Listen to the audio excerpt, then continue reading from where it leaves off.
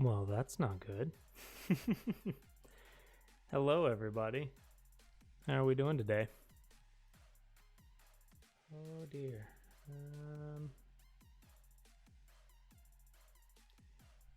Just doing a quick sound check. Can everybody hear me, but just not see me?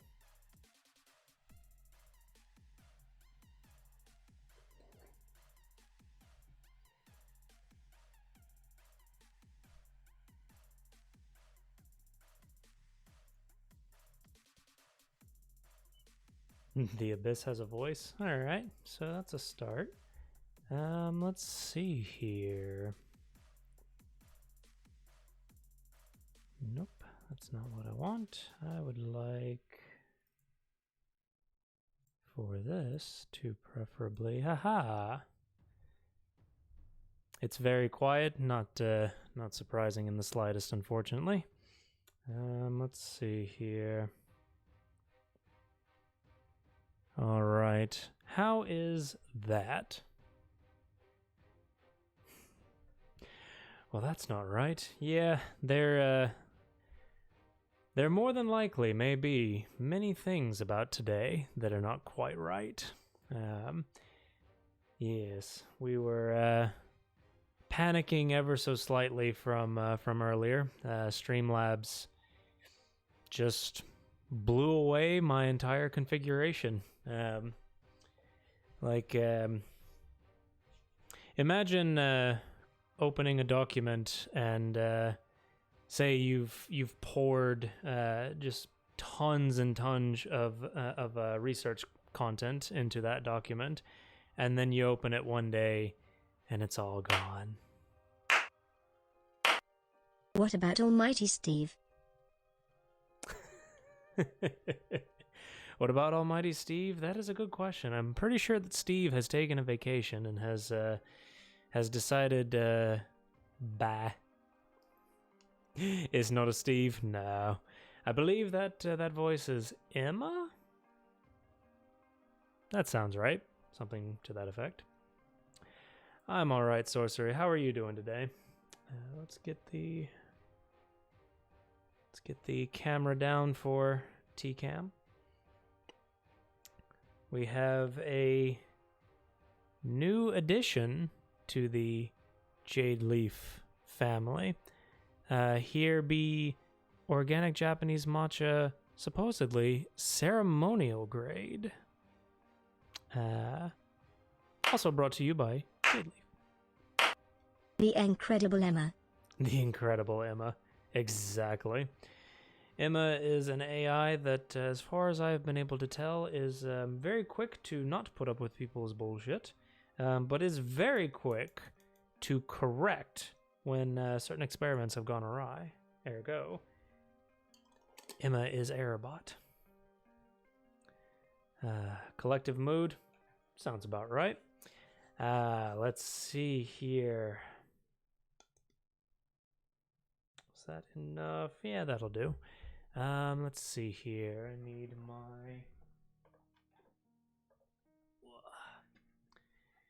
my kettle. I found out today that as well the breaker that currently sits on this room, this entire room is effectively on one breaker. And I found out that it is actually impossible to run both the coffee machine as well as the electric kettle. If I attempt to do so, then the circuit trips and everything turns off, which is pretty much the staple reason for why I have an uninterruptible battery backup underneath me. Or say a UPS, an uninterruptible power supply with battery backup. Everything turned off except for this whole ordeal, and just managed to run downstairs, turn the breaker back on, come back upstairs, and surprisingly, the call for work that I was on was still running, so can't complain about that. Friday's like, let me just kick you down before the weekend. That's not too far off, unfortunately. But you know, the difference, I think the difference is not what happens to a person, but how that person bounces back from what has happened to them. And so today we are back in the lab. I am back with all of you wonderful, wonderful, wonderful viewers. And so we're going to build some stuff. Now, the curious question, though, is can I actually put these around my neck without it being uncomfortable? And more importantly, what does it look like? Does it look like a stethoscope? I bloody hope not. But yes. And we did get the replacement lab coat in earlier this week. Unfortunately, came in, I think it came in on Wednesday. So I wasn't quite prepared for Tuesday's stream, but...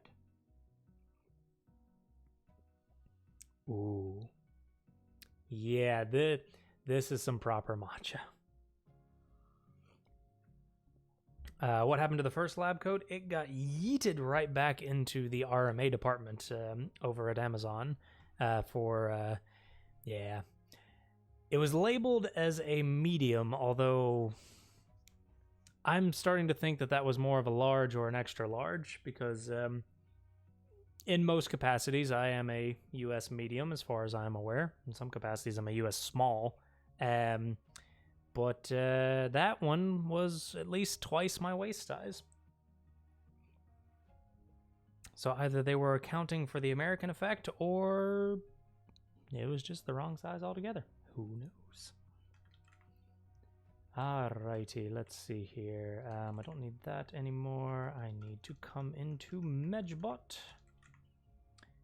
And I do need to bring that up. Let's see here. Does this button work? Important question. Looks like no. Okay. Unfortunately, all of the Stream Deck buttons also appear to not be working. Let's see here. Does the secrets work? Oh, secrets works. Okay. So that's a start. So let me just position that there, bring that there, double check what that looks like over here. Yeah, that looks okay. Yeah, that's okay. I must have missed that. Yeah, I definitely had a when I first introduced it on that on last Friday's stream, I had like 5 or 6 of the little pins in the back holding the waist together. It was quite an uncomfortable situation, not gonna lie, and decided immediately after that I boxed it up, and then the next day I shipped it back to Amazon. Thankfully, though, Amazon being Amazon. Got that returned and got the other one ordered, and came in on Wednesday, so didn't manage to miss Tuesday's stream, but can't really complain. For all things that are happening at the moment, I'm complaining about a lab coat. Not really on my list. All right, so where last we left off, we were attempting to implement an auto greet function inside of the bot. And Shoryuken Pizza, welcome to the lab, mate. Thank you so much for stopping by. Big brain, big brain, big brain, big brain. That's about as far as I'm going to be able to go with that. Let's see here. And so where I left things off was I had this auto greeter functionality in a separate branch from the main branch, and I'd created a draft pull request as kind of like a placeholder for the current state of the auto greet functionality, which where we left off was a panic due to attempting to concurrently write to the same topic. Big brain time. Let's feckin' go, boys. Oh, the way she says, let's feckin' go. Oh, I love it. Oh my goodness. You know what? I don't care. Let's hear that again. Big brain time. Let's feckin' go, boys. Oh, I love it so much. Oh my goodness. Oh, is Emma going to become the new GLaDOS? Definitely. At some point, if I actually manage to get to true levels of big brain, maybe we will find a way to implement a TTS inside of the bot that uses either GLaDOS's voice or Emma's voice, depending. Promise I won't disrupt too much, but that was precious. Please do. Dynamic duo of incredible Emma and Ashiani for the win. I want to see that. I want to see two TTSs going head to head against each other. That would just be incredible. So, this is currently failing on a concurrent write issue. Does this Emma actually fucking swear? Or is she a proper lady? Was that broken up for you guys, or was it just me? Might actually, you know what? I think I might have to get rid of the Bluetooth. Yeah, I think I might have to get rid of the Bluetooth. Let's find out. Oh, yep. She's a proper lady because she swears. It was the clearest word out of them all. I am sad that I missed it. Okay, let's see here. Okay, I'm gonna put up. Let's see here. Yep, gonna put up secrets here for just a second because I would love to actually have audio output for this. We're gonna pop BenQ in there. BenQ, the most amazing BenQ that you ever did knew. Yep, that's proper English. Bite me. Illuminati. Did someone say T? All right, let's get that down. And let's see if I'm actually getting these. Does this Emma actually fucking swear? Or is she a proper lady? Oh, that makes me so happy. Oh my goodness. All right, which I apologize in advance for the seemingly lack of energy tonight. I am just dead. I am mentally dead. But we are going to make it through. So, the last attempt that we had for this, welcome Phoenix. What have you missed? Nothing. We are just going over the overview. Where we last left off was the bot was in effect attempting to greet, but the problem is that there's an important comment here. So I went into the package.go.dev, which is a site for Go documentation, and a lot of packages actually publish documentation or make their documentation resolvable by this site.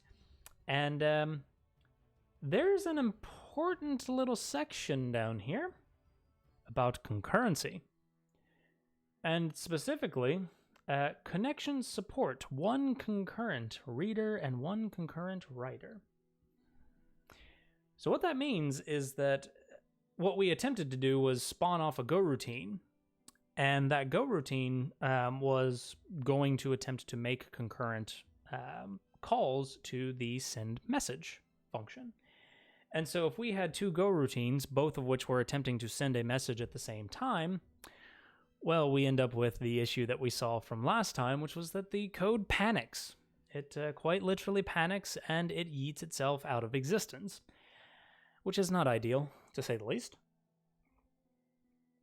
So what we need to do, and something that that the documentation actually calls out, is that applications are responsible for ensuring that no more than one Go routine calls the write method, which in our case is write message, and that no more than one Go routine calls the read method.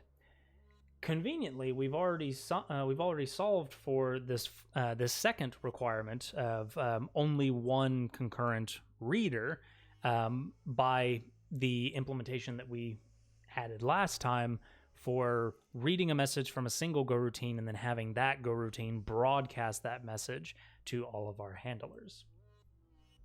So we need some kind of queuing, possibly. And that's kind of the topic, definitely the first topic that we need to address for right now. If I can type. So let's see here. Let's pop into the bot.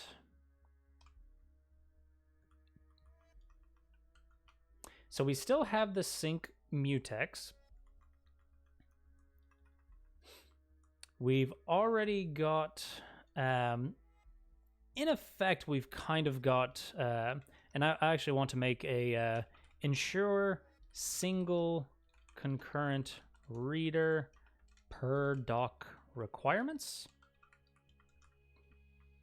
I mostly want to add a comment there to call out explicitly that that needs to happen. And let's see here. That's the capability request. We can leave that where it is. Send message. So the problem right now is that send message is currently being called potentially by multiple Go routines. And so we need some mechanism for ensuring that only one message is making its way through at any given time. If I can type, I've given up on counting how often I've had an error in my code last week that explicitly was me writing output instead of, all it takes is one character. One character will destroy anything that you have tried to build. It'll destroy mental models of code that you have built. It'll destroy entire applications even. All because of one character. Isn't it fantastic? So, couple of options that I know of, at least. One such option is to lock.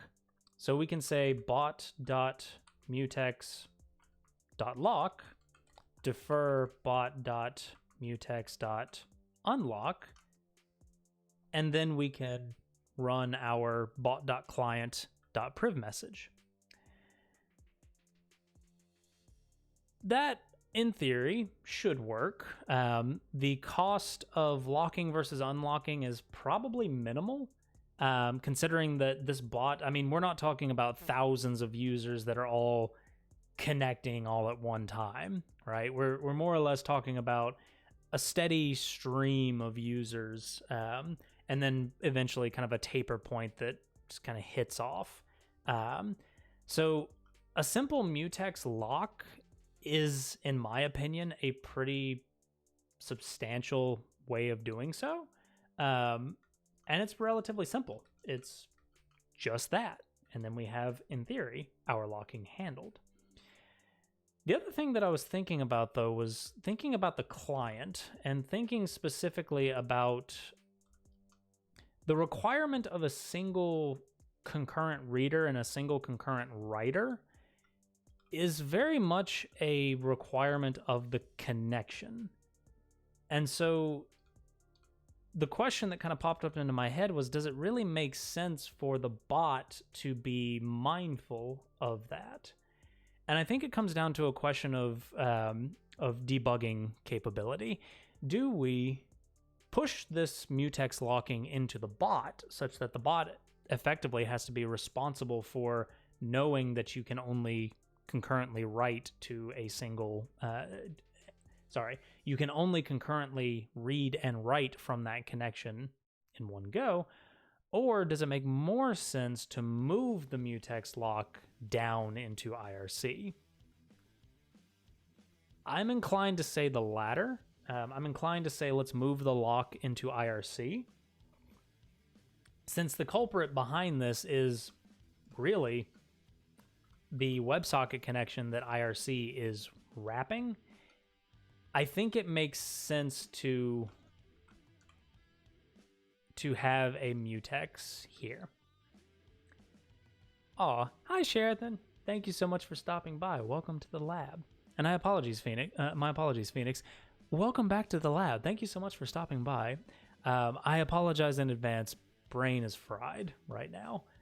So if you all wouldn't mind, bear with me.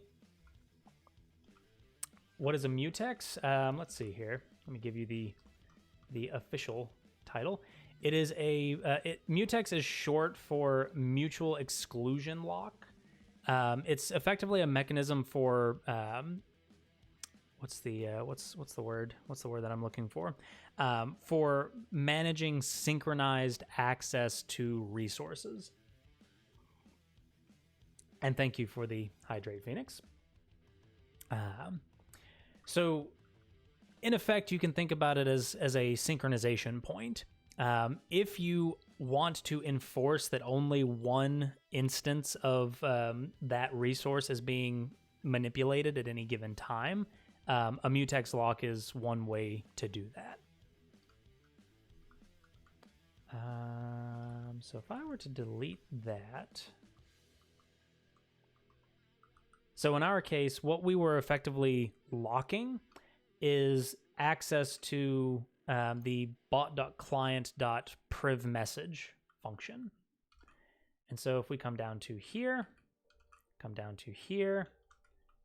excuse me.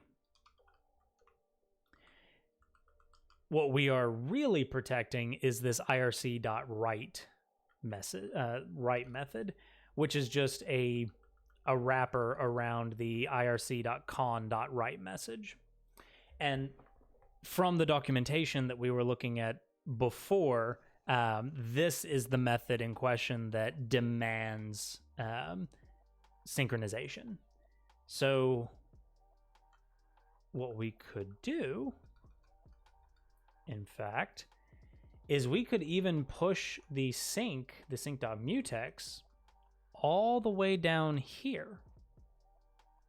And the thought here being, okay, well, we have our message. So here we would do irc.lock. And then we would defer irc.unlock. And technically, if I remember correctly, struct embedding allows you to either reference the mutex directly or reference the methods directly. But I think for the sake of readability, I think I'm going to do something like this.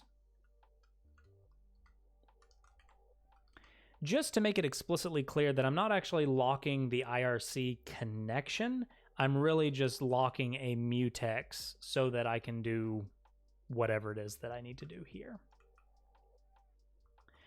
So again, just to kind of wrap that, so I brought sync.mutex from bot down into IRC, and then I just dropped the irc.mutex.lock and mutex.unlock down in the write message, right around where con.write message exists.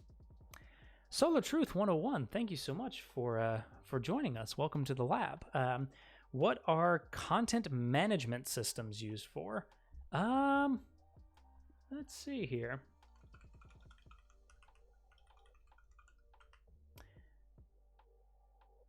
The creation and modification of digital content, in theory. I've also seen CMS's the term CMS used for different things that I don't think is actually appropriate for CMS. Oh, good. My slow clap processor made it into this thing. Solar Truth 101, thank you so much for the follow, mate. Welcome to the lab. Digital lab coats are available upon request. However, we cannot guarantee that those lab coats will actually fit. Also, they are digital, ergo they cannot actually be worn. Unfortunately. But yeah, CMS, content management system, manage the creation and modification of digital content. Spoiler alert, never used one. Or at least not knowingly. I feel like I've probably used a CMS at some point, but I don't really know if I did. Let's see here. Lock since I just want to add a quick comment here. Requires only one concurrent execution. I think that will do what I want it to do. You could argue that it makes sense to do the same thing to the read function, since we do have to be kind of gated about the irc.con.read message. But I don't know if I want to enforce that just yet. Don't those drag and drop ones like WordPress not achieve as much as hand coding? In some cases, the qualm that I have with applications like WordPress and etc. is that they are very good for non-technical people to get their idea, their application rolling. Unfortunately, as somebody that has unfortunately had to support WordPress sites, WordPress does a lot that it doesn't really need to do. It's a very complicated system, and so they end up effectively bringing the entire garage with them when what you really needed was a hand towel, if that makes any sense.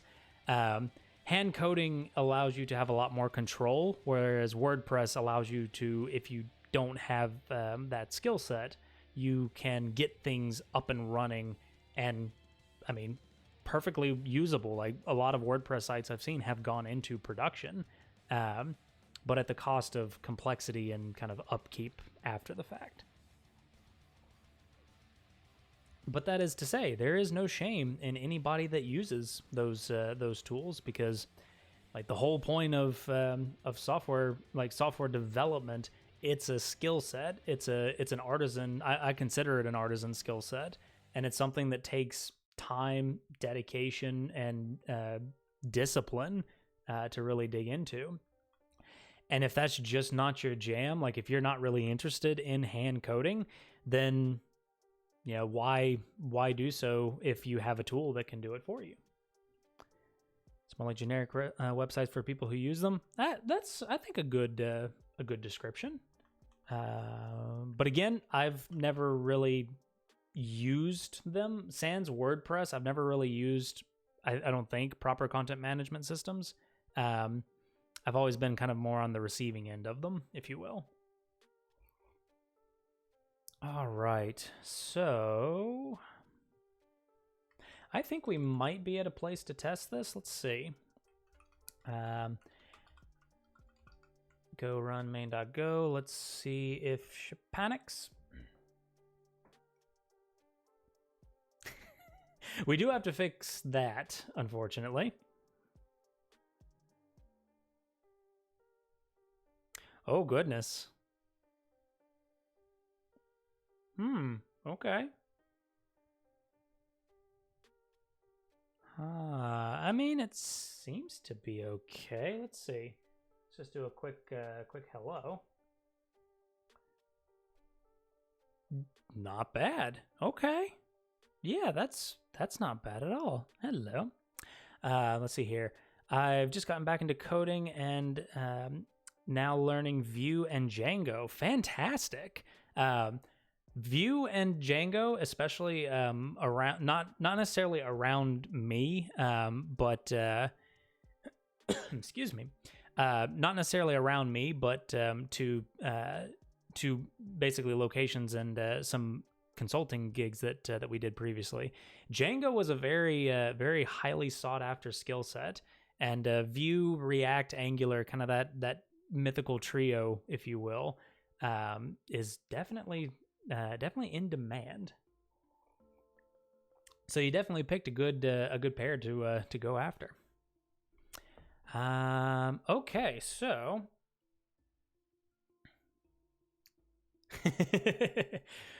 so sorcery, it doesn't greet you until you actually say something. That's the caveat. To protect our lurkers, so that our lurkers do not they don't get called out. Do we need an extra catch for welcoming sorcery and sarcasm? Something like, "Oh, praise be upon the Eldritch Overlady." I am tempted. I am very tempted. Also, Doll3XX, welcome, May. Welcome back to the lab. Thank you so much for stopping by. Welcome to a working form of the autogreeter. Holy crap. Now, there is obviously a caveat, which is that as soon as I shut the bot down and then start it back up again, it's going to greet everybody all over again. So we kind of need to fix that. Oh. And yes, if Sorcery decides to redeem the feature request, and if she redeems the feature request and asks to have a special call out for greets, I will make that happen. Let's see here. I've heard Go is a native language or a scripting language. What does that mean? I thought JS was the only one. Oh, not even. JS is one of, or JavaScript is one of many interpreted languages. So I'll attempt to do a breakdown, but it'll be kind of quick. There's native compiled languages, and then there's interpreted languages. A native compiled language compiles down to native machine code that the machine itself can actually execute. It knows what those commands are. Go is a native compiled language, so when, for example, let me actually exit out of this. So if I were to do a Go build, this would produce a static binary. It's an application, and that application is what is the word I'm looking for? That native application contains machine code that the machine can directly execute, whereas an interpreted language requires something to interpret it. It requires something additional, a program effectively, to read that source code, turn it into machine code on the fly, and then that machine code gets executed. But the scripting language side of it, I usually see the term scripting language being used to describe a language where you can basically write expressions very quickly, very easily, without a lot of ceremony. JavaScript, for example, you can write a lot of things very quickly, without having to create a bunch of classes and a bunch of setup build tools and so on and so forth. Whereas something like Java, everything has to be a class, so you have to have a class, and then you put that class into another class because you need inheritance for reasons unbeknownst. Accessing the command line is very difficult, and accessing other resources requires their own classes. And am I a salty Java developer? Maybe.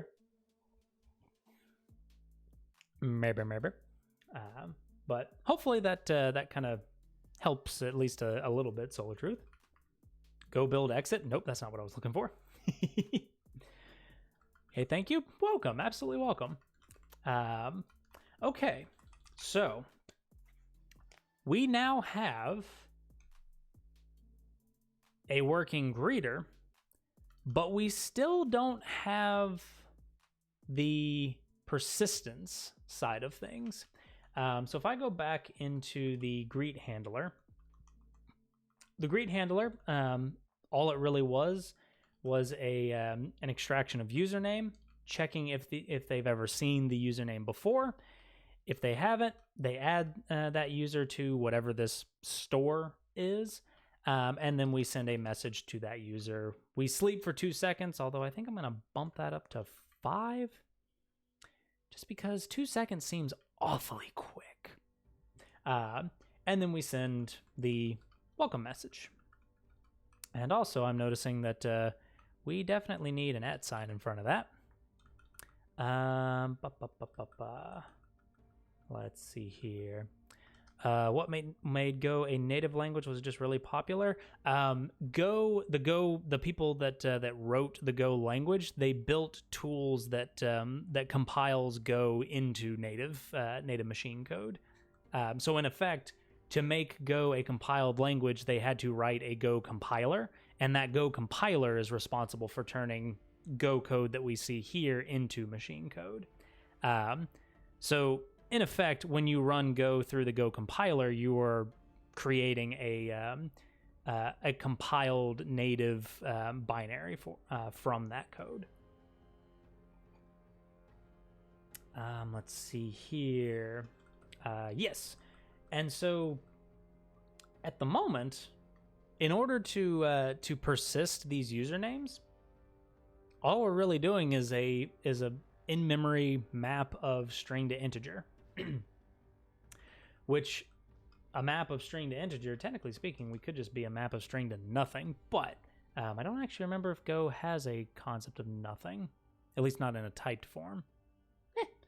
An integer is small enough. And then for our functions of absent and add, in effect, this is fine, but as I kind of just alluded to, well, I turned the bot off, and now I run the bot again, and now if we have a chat, say hello, so it greets me, it greets tmi.twitch.tv, which we do need to fix. Sorry, we actually do need to fix that. It's greeting me again. It doesn't know about me. It doesn't know that I was here previously.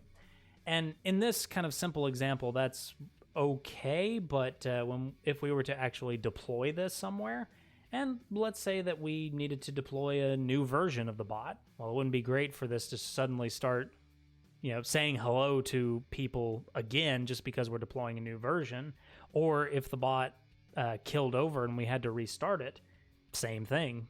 We don't really want it to repeat those welcomes. Not that there's anything necessarily wrong with a repeated welcome, although imagine if you're talking to somebody, you're having a conversation talking about, okay, here's the Earth, or something of that nature, and then all of a sudden they just stop and go, hello there. It's like, hello? We've been talking for last 30 minutes about Earth. Why are you greeting me again? It's a little weird. So there's some things that we can do here. And by the way, I do want to address something. I have not forgotten about testing, and I have not forgotten about my attempts to write tests for this code. Oh, we could. Sorry, Phil.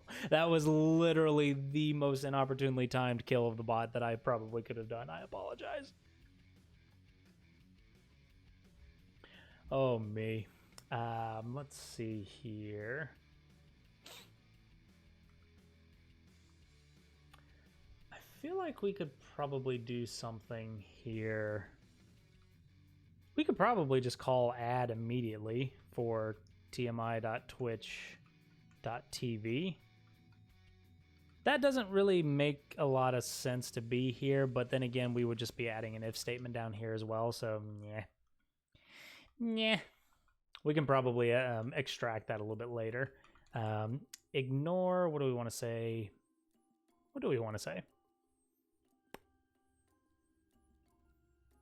My brain just broke on me, sorry. Ignore Twitch, what would this be? Twitch server. Yeah, we'll say ignore greeting Twitch server so that we don't get that in. And righty. And we did kind of touch on this a little bit the last time, but there was this idea of what if we were able to pass in an implementation of a ledger such that when we register the greeter, we can tell the greeter what type of ledger we want to use. So if we wanted this ledger to just be an in-memory ledger, then so be it. We can use that for testing. We can use it for just quick checks, so on and so forth. But what if I wanted to back that ledger by something else? What if I wanted to back it with Redis or Postgres or Kafka? I don't know why you would back it with Kafka. Don't do that. Kafka is not a storage medium. Last I checked.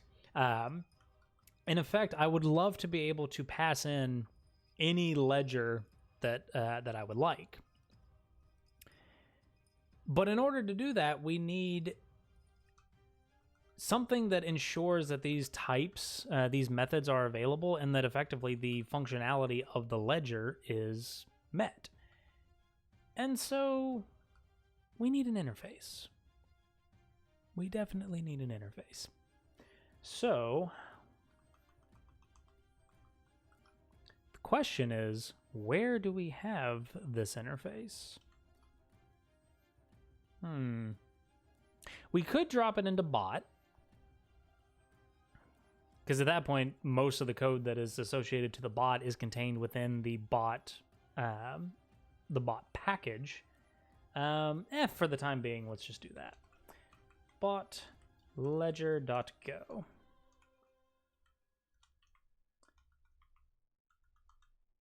And let's see here. Let me come back into here. So what we would like to have is something that implements these, right? So what we need is an interface. And let me just very quickly restart COC, because COC really does not like when I do that. And so an interface, in a nutshell, for anybody that does not know, an interface is just a description of an API or a description of functionality. It is not usually an implementation of that functionality. So in this particular case, we had previously these two functions, and these two functions are implementations. They are actual working code that does things. For the ledger, however, it's an interface. We don't actually want implementations. We only want to describe what a ledger should do, not necessarily how it does that. And that's a key distinction. It's all about the what, not the how. So in our case, we have two functions. We have the absent function, which is going to check whether or not, check if key is absent from the ledger, and then add a key to the ledger.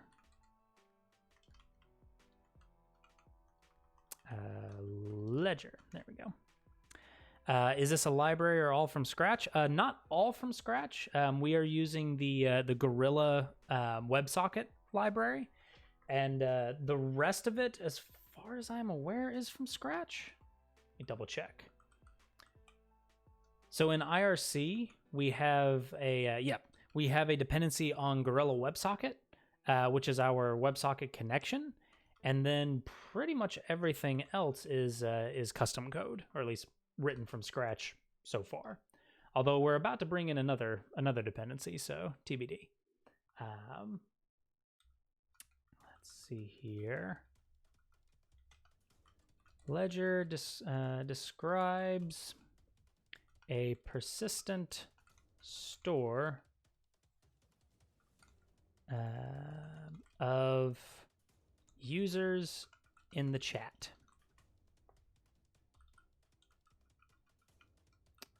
Most specifically, users that participated in the chat. But then again, I don't think we have to describe that. Oh, geez. Can you tell I'm a Vim user? Whoops. Yeah, we'll go with that. So we have this ledger, and again, this ledger is just an interface. It doesn't actually contain implementation. But what we can do, Go uses something called duck typing, which is a fantastic name to begin with. But it's named duck typing, as in quack quack, duck typing, because they take the theory of if an object looks like a duck and quacks like a duck, then it must be a duck. A duck. Oh my goodness. Chat, I think I need more caffeine. We may actually have a 2 cup of matcha stream tonight. I apologize. And the more that I look at this, the more that I'm inclined to... The more that I am inclined to have a separate package, but we'll keep going. We'll keep going with where we're at. So the duck typing literally means as long as an object, as long as a struct implements the methods of ledger, then it is considered to be of type ledger. It's kind of different from things like Java, for example, languages that are explicit about inheritance. So you have public class foo, and then foo needs to implement bar. It needs to declare that it implements the methods inside of bar. So it says public class foo implements bar. It's very explicit that it is an implementation of bar. Go doesn't do that. I think there was a write-up as to why they did it this way, of you don't have a, say, like an implements keyword or anything of that nature. And as far as I'm aware, Go does not have inheritance either. They prefer composition over inheritance, which is fantastic advice. And I think that might be the reason. Duck typing lends itself very well to the ideas of composition versus inheritance, because you're not really creating these complicated implements, graphs. So let's see what that looks like. Let's make another method, and we want to call this ledger in mem, which is a terrible name, by the way. All things considered, it is. I don't believe that is the standard way to name them, but I wanted it to be explicit. There's a ledger, and then there's an in-memory ledger. Package bot, type. And we'll call this in-memory ledger. And this is more or less where we're going to copy and paste this code. So we're going to yeet that out. We'll come back to fix these here in just a second. And then we're going to move the ledger inside of the struct. And we're going to call this new in-memory ledger. This is going to return an in-memory ledger. And then this is going to return ledger.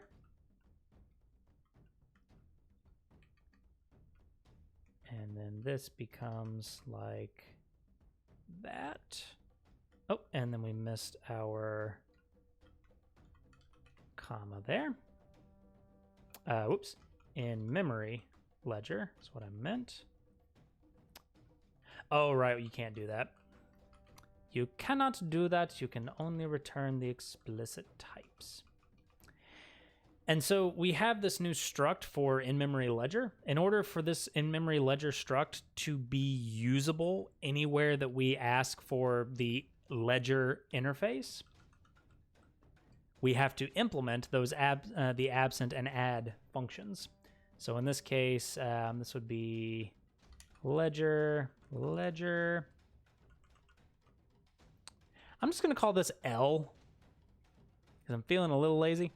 And this is in-memory ledger absent L.ledger return OK. And then we want here in-memory ledger. Oh dear. There we go. Add. l.ledger key equals 1, return nil. So more or less what we've done is we've just taken that global state, what we previously had as just a var that was sitting in the global space, and we've moved that into another struct. In-memory ledger, and I'll show why we did that here in just a second. In-memory ledger provides in-memory ledger capabilities. As if that wasn't extremely obvious, but yeah, no. Capabilities. Capabilities. Hi, how you doing? My name is Amej, and I am having a struggle bus party today. But we're gonna do it. Okay? So again, just to kind of draw this this together, this in-memory ledger can now be said that it is of type ledger, or it implements the ledger interface because it implements the absent and add key functions, which we defined on the ledger function. Does that make sense to people? Then consequently, we turn around, and now we can accept ledger, and now we don't have to have. We just do ledger dot absent, and then ledger dot add.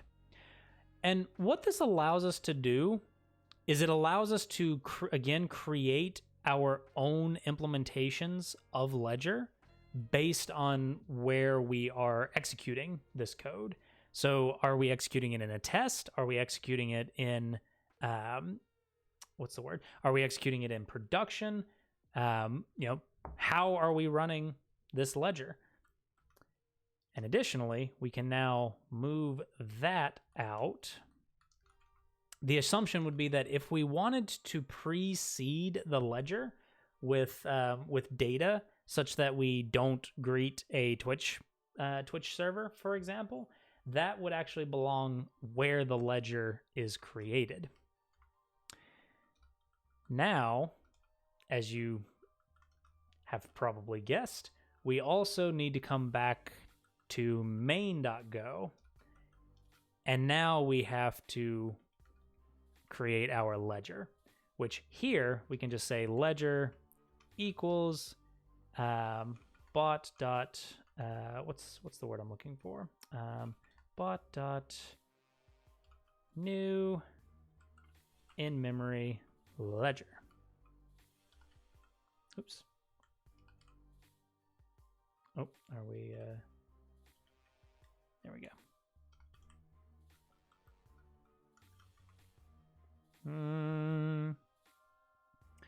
Oh, compiler error. New in-memory ledger undefined. Type bot has no field or method new in-memory ledger. And that is because I have declared the bot as the bot. I was wondering if that was going to bite me at some point.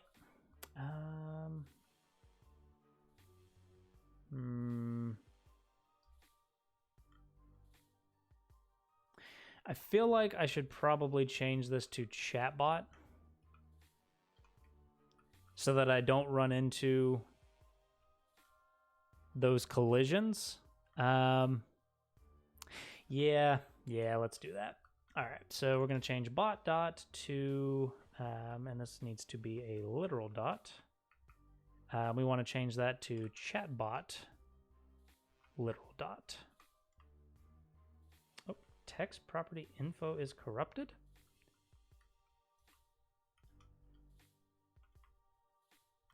Well, that was interesting. COC, do whatever it is that you are gonna do. Oh my goodness. Oh, Vim, I think you have borked yourself. Wow. That's the first time that I've seen them just eat it. Huh.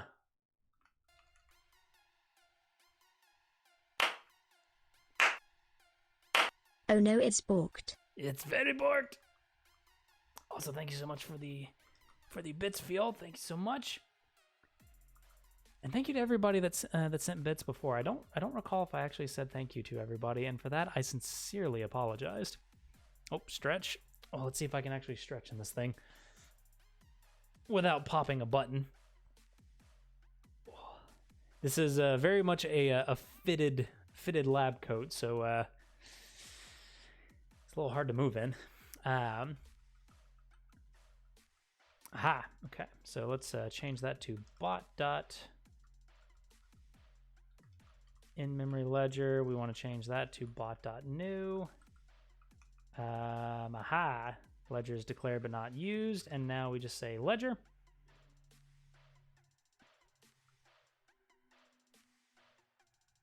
Oh, missing method absent.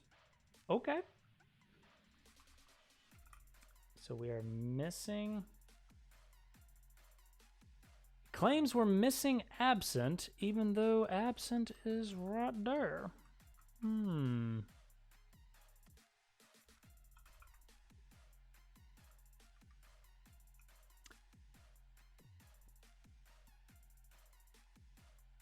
Missing method absent. That is very strange.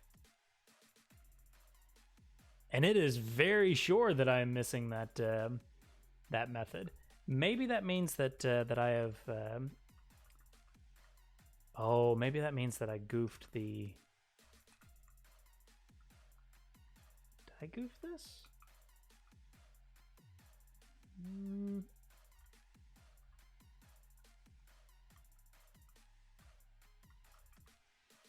Doesn't look like it, at least, as far as I can tell.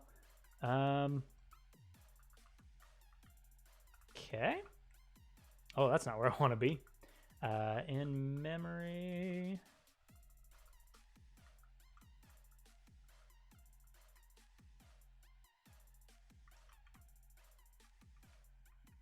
Keystring returns a bool, and add keystring returns an error. That seems okay. And let me just go ahead and stage those two files so that I can resolve them in this. String bool, string error. Yeah, that looks fine. So the question becomes, what's it complaining about?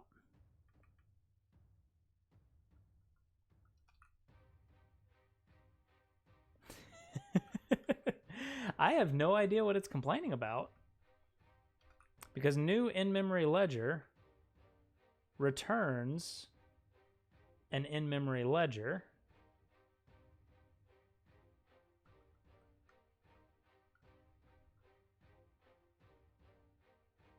Yeah. Okay. Didn't you rename it chatbot? I did. So I renamed it chatbot, but I kept the package as bot. So chatbot is bot.new, and that's just from the bot package. And then same thing for bot.new in memory ledger, which is just a top level function or a package level function. So it's bot.new in memory ledger. And then everywhere else calls the chatbot variable. I am actually genuinely confused. Make. And this should also fail as well, if I am thinking about this proper. Oh, okay. So bot actually has some compilation errors. Because bot had a mutex before. Oh dear.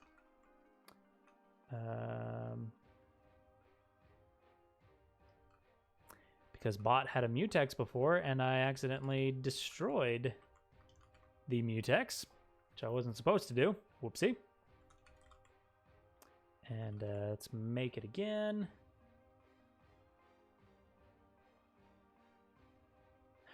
Absent method has pointer receiver. Oh dear.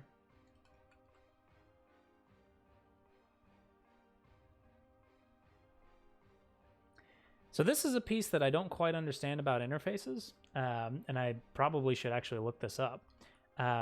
Because these are pointers, that's what it was complaining about.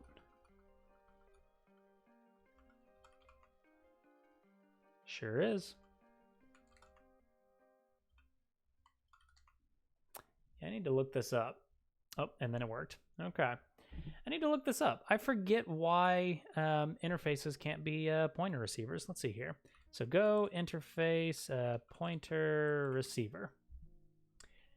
Golang method with pointer receiver.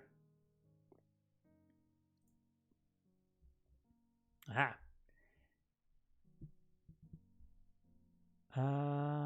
This compile time error arises when you try to assign or pass a concrete type to an interface type, and the type itself does not implement the interface, only a pointer to the type.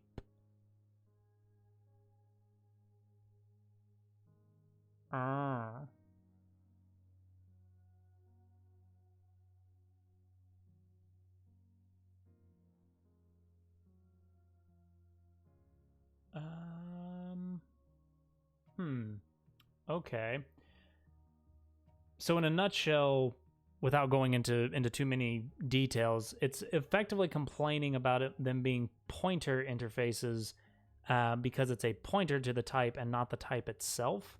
So to get around that, we would have had to have passed a pointer to ledger. Let me test that theory. So if we go back to in-memory ledger, so before we had pointer receivers, and I usually do pointer receivers, or at least in my mind, I do pointer receivers whenever I'm going to be altering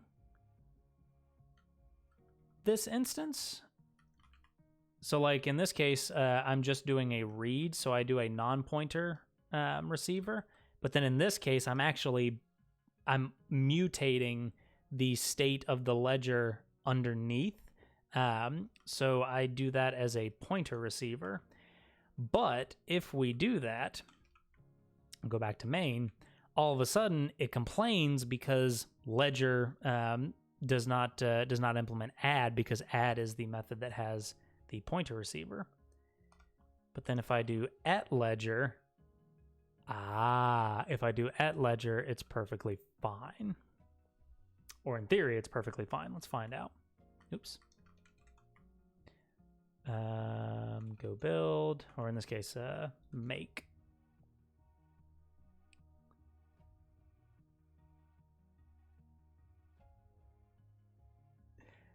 So I guess I have to do all or nothing.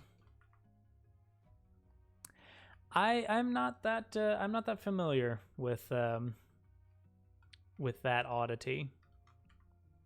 I need to dig into that a little bit more. But it seems to be. Oh.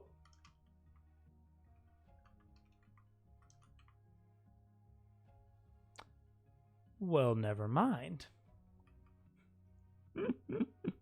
I thought I had this figured out.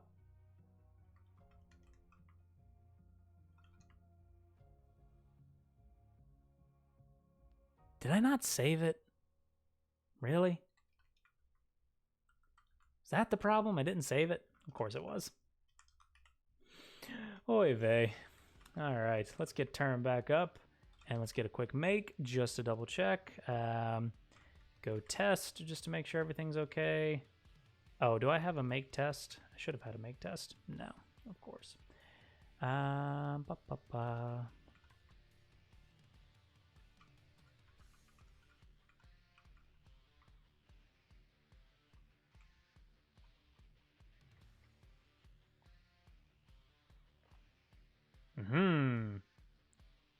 now our tests are failing, so we do need to fix that as well. But okay. So the fix for that, if I want to have pointer receivers, I have to pass a pointer to the ledger. Officer Wolf, thank you so much for stopping by. Welcome back to the lab. Welcome back to part 2 of attempting to build an auto-greeter. Which is actually a good segue. Let's see if we are still running. And I'm fairly certain that it's going to greet me and Twitch.tv. Yeah, it is. Okay.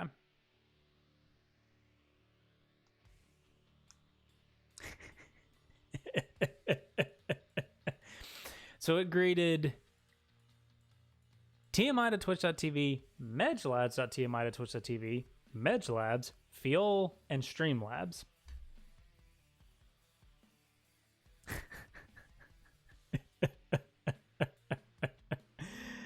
Oh, I have so many questions. I have so many questions, but... Oh.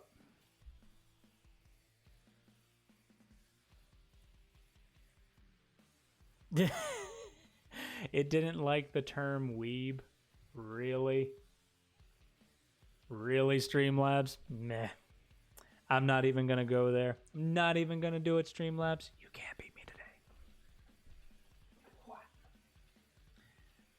Embrace my inner weeb. Eating chicken curry I made and watching Digimon. You know what, though? That sounds like a damn good combo. That sounds like a fantastic combo. Just saying.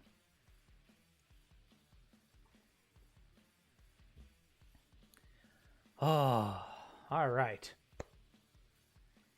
So we are working. We do need to come back in here. And we need to go to main.go. And we pre-seed names we don't want greeted. Ledger.add tmi.twitch.tv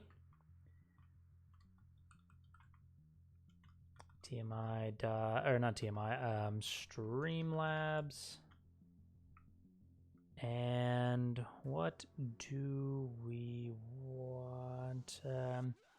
tmi.twitch.tv, medgelabs.twitch.tv, and probably want to also ledger.add Nick so that we don't end up greeting ourselves.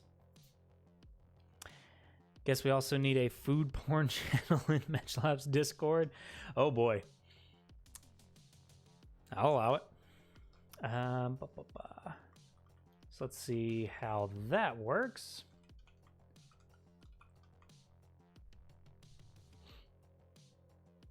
All right. Make sure that it does not greet me.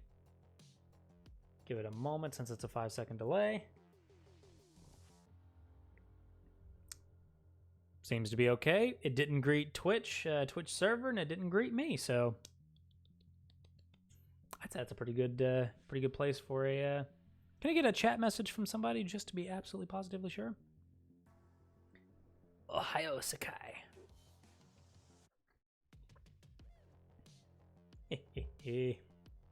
Fiol is just. We must spam sorcery the entire time. Cool. All right. So we have our auto greeter.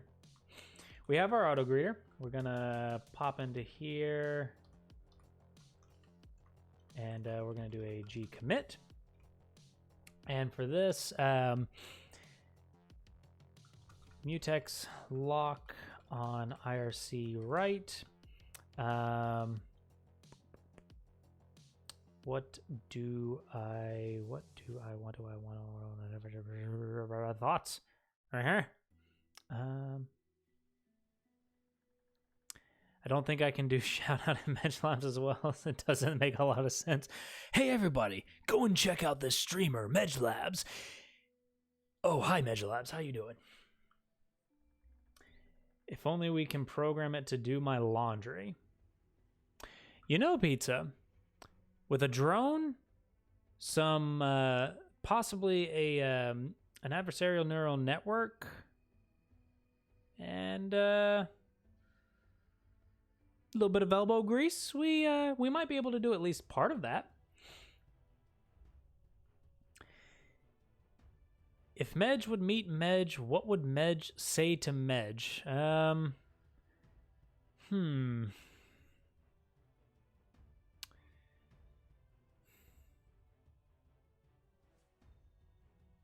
That's a very good question. I would probably say something to the effect of, well, this is unfortunate. Also, I picked out a project to make. Do tell, Officer Wolf. Wolf? My apologies. Do tell. What'd you end up choosing? Meanwhile, Sorcery.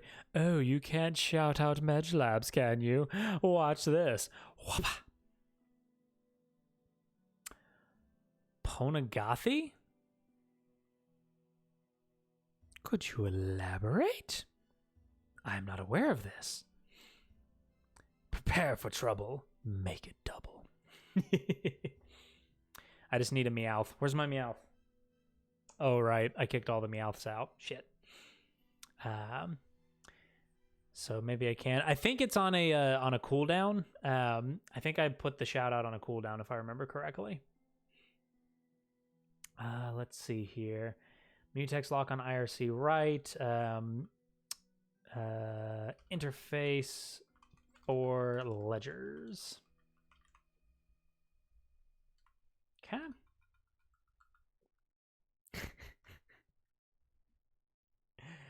Oh my goodness.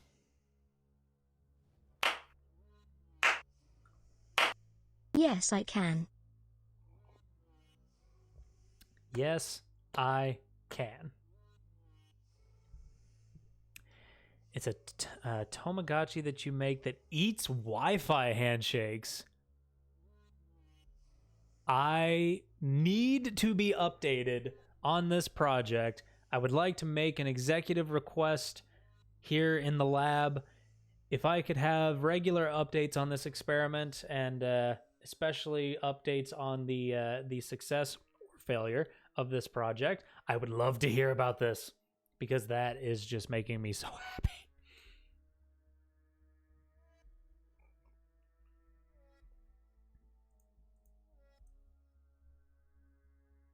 Waifu handshakes? I don't know, Pizza. And I thought I turned all of that off. That's the thing that's bothering me. And this is so in a nutshell, if anybody was curious as to why I'm a little like deadpan today, right before the stream, I had just managed to get most of this put back together. So I brought Streamlabs up earlier today just to I was gonna do a quick edit to the layout, and everything was gone. All of my scenes were gone. All of my audio settings were gone. All of my widgets were gone. Everything was gone. And as Sorcery can unfortunately attest, I panicked. Did I reinstall? Not that I'm aware of. I genuinely have no idea what happened. I still, to this moment, have no idea what happened. I can tell you that after this stream, one of my weekend projects is going to be migrating over to OBS. But yeah, I panicked a little bit. And by panicked a little bit, I mean I panicked a lot. And I just disappeared from the world until I got it running. Oh, makes me sad. Oh, that's so cool, Officer Wolf. I need regular updates on this if you wouldn't mind. I want to know how this goes. Okay, so we also need to fix the bot test.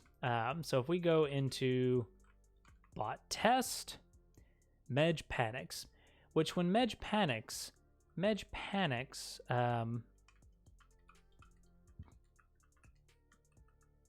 in various ways. Not gonna lie. Let's see here. And send message returns an error. Oh, that's right. So this test just doesn't even work anymore. Unfortunately. Boop. Oh, didn't want to do that. Whoops. So the last thing that I wanted to attempt to do for tonight was I do want a more persistent store for these things. But there's also an additional feature. So we kind of talked about this a little bit in the last stream. Number one, I would like it to be persistent. I would like for the ledger to be persistent even if the application shuts down and starts back up again. But I don't want those usernames to be persisted in the ledger infinitely. In fact, I actually want those entries to expire after a certain period of time. And so, as with just about everything in software, there's a couple ways to do this. One idea is to use something like a flat file. So we could have a ledger here that that reads and writes, reads from and writes to a operating system file. And in effect, as long as that file is available to this application, then in between restarts, in between failures, et cetera, we can more or less just keep using that file. There's also a database option, so we can actually take a second service. So this would be the application and a second service kind of running side by side to each other. And we could use the database to do more or less the same thing that the file would be doing, but we would be physically separating the ledger from the application. More ideal, in my opinion, because the other thing to remember is that we are Dockerizing this application. And so technically, if we were to be writing to a file, we would have to volume mount that file out of the container and store it somewhere. Otherwise, when the Docker container dies, the file goes with it. So that doesn't actually solve the issue of keeping it persistent in between restarts. And it also doesn't solve the issue of keeping it persistent in between, say, redeployments. If we were to redeploy a new Docker container, well, that Docker container doesn't have that file unless we volume mounted it. You mean have to place it to run it constantly as a background process and also have a countdown to delete info over time so it doesn't fill up too much.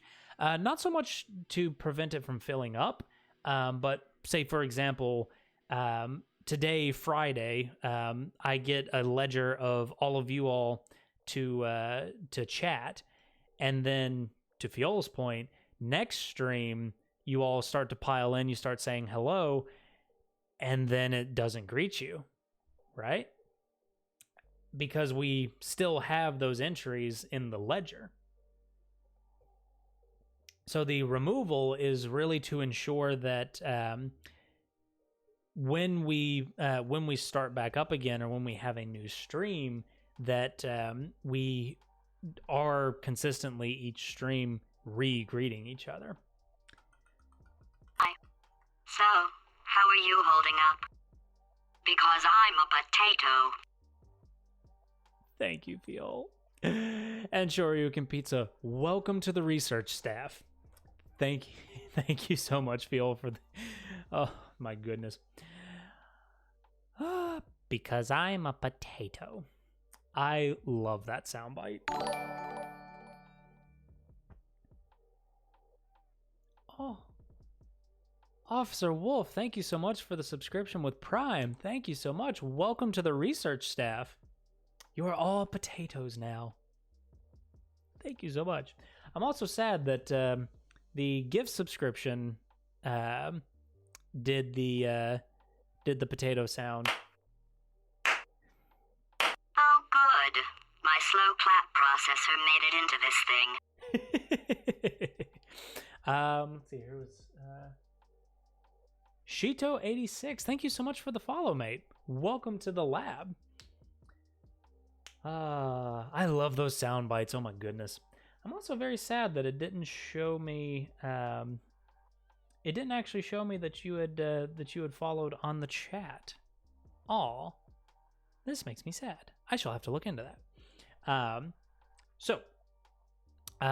Just to catch everybody up in case we have new viewers, we are building a Twitch bot in Go, and at the moment we are building an auto greeter functionality, such that whenever the first time that you interact in chat, so if you actually send a chat message, we don't want to call out lurkers because that would just be rude. The bot will send you a message saying "Welcome to the lab," or something of that nature. And so at the moment, we have that functionality working, but we have an in-memory ledger that gets cleared out every time we start, stop, and restart the bot. So now what I would like is a persistent ledger. So like I was saying, a file is one option. A database is another option. Same thing with the database, though, as with the file. We would have to have a process, or we would have to have some code in the bot that is going in and checking those entries to see, well, when was the last time that this entry was added? Is it past some expiry threshold? If the answer is yes, then we want to clear those entries and continue to do whatever it is that we were doing. If it's not, then that is considered to be a fresh record, so we're not going to greet that entry. Let's see here. I'm interested in how you built a multi-channel bot years ago. The multi-channel bot idea has been brought up a couple of times, Shito, and I'm kind of curious if that is a possibility. For right now, we're just doing a single channel bot, but the multi-channel bot idea is interesting to me. Lurking in, roll 47 on stealth, you disappear out of the last 3 days, basically. Let's see here. In a nutshell, we need a FIFO queue which holds stuff for a certain period of time. Somewhat. There's another option for the persistence side of things, which is a tool that I am particularly fond of. It's a tool that I have used a lot. And that tool is Redis. If anybody has not heard of Redis before, Redis is an open source, in-memory data store. Typically, at least in my line of work, you'll hear Redis used as an in-memory cache. So it is an in-memory storage mechanism that stores bits of information that are either constantly accessed. So people often will put this in front of a database, for example. And instead of going to the database, querying the database, grabbing that information, blah, blah, blah, that kind of round trip to the database, instead, they will use something like Redis in front of it. They'll query Redis first, which can be at scale significantly faster than going to the database. But that's not all that Redis can do. There is a ton of feature functionality that Redis packs into it. For example, we're replacing Kafka with Redis streams. Just to throw that out there. Also, 715, welcome back to the lab, mate. Thank you so much for stopping by. We got the auto greeter working, and now we're talking about Redis. So Redis is fantastic. Redis is a tool that I reach for more often than, in all honesty, I reach for Redis a lot more than I typically reach for databases. If I reach for a database, I typically reach for Postgres or MySQL. But sometimes I will reach for Redis before I reach for a database. because there's a fun little piece of functionality that we're about to play with. So Redis is an in-memory data store. However, it has persistence options, most specifically. So I'm definitely going to be running Redis and Docker, because running Redis and Docker is stupidly simple. I love it. I thought you said lettuce at one point. Funny you should say that, because there is actually a Redis client that aids in connecting to Redis called Lettuce. And I think it's discontinued. I don't think development is still running on Lettuce, which is unfortunate, all things considered. So Redis has an official Docker image, which is fantastic to begin with. It has an Alpine image, which is even better. And let me see if I can find it in here.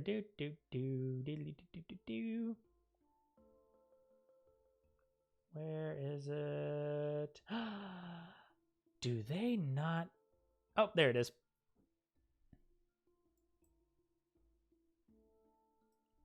They have persistence. And they have persistence in a couple of forms. And what you can do with this Docker image, this Docker container, is you can spin up a Docker container, deploy it out to your Docker environment of choice. You can add a volume mount to the /data directory, and effectively you create a volume. For example, in Kubernetes, you create a persistent volume claim. That data gets persisted somewhere else, and then your Redis instance gets spun up. It reads from this file, this append-only file, and it rebuilds your cache if it ever goes down and comes back up again. It's fantastic.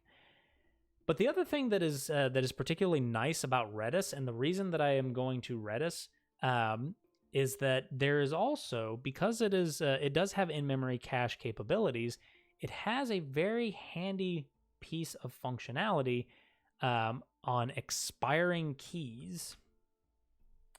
So, in effect, to set data in Redis, or to get data, to set data, to interact with Redis in any capacity, there are a series of commands that you send it.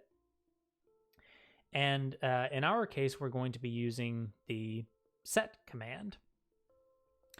And with set, you can just set data. So this looks like this. It's a key value pair. So in this case, set my key to be hello. So, okay. If you get my key, you get hello. And so for us, what we can do is we can actually set, there's list values that you can set in Redis as well.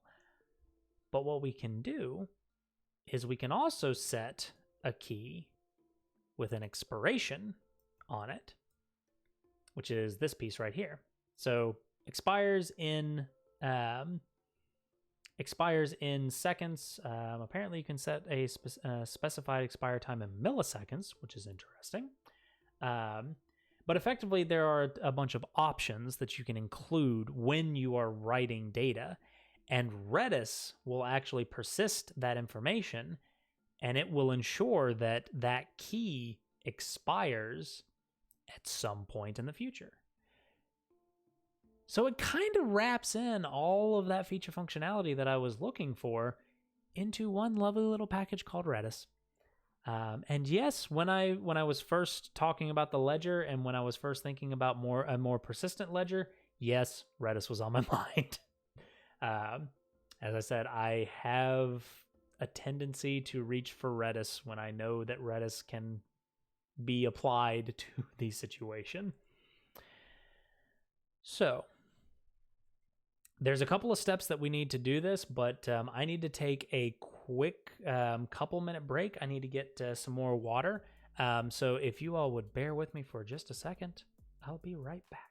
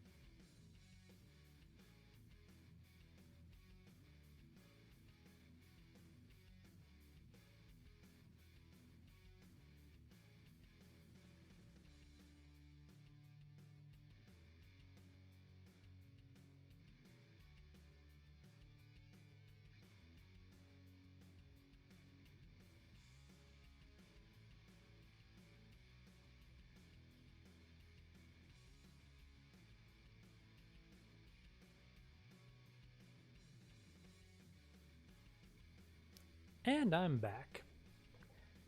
So sorry about that. Needed to get some extra water because, oh my goodness, my voice was starting to go on me. So what we need to do is a couple of things. Number one, we need a running instance of Redis. Number two, we need a connection to Redis of some kind.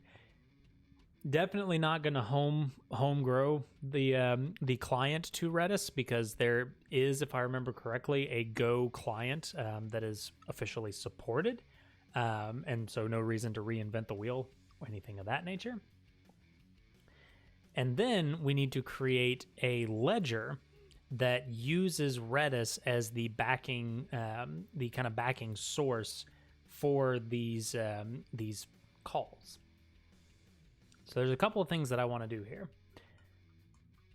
Because I want to run things in Docker, because Dockerize all the things effectively, the first thing that I want to do is I want to automate running Redis in Docker. And so, just to call it out, there is a relatively easy way of running it, which is this Docker run command.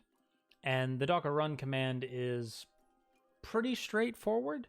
But what I would really like to do is I would really like to be able to run the Redis instance as well as the application instance at some point all at once.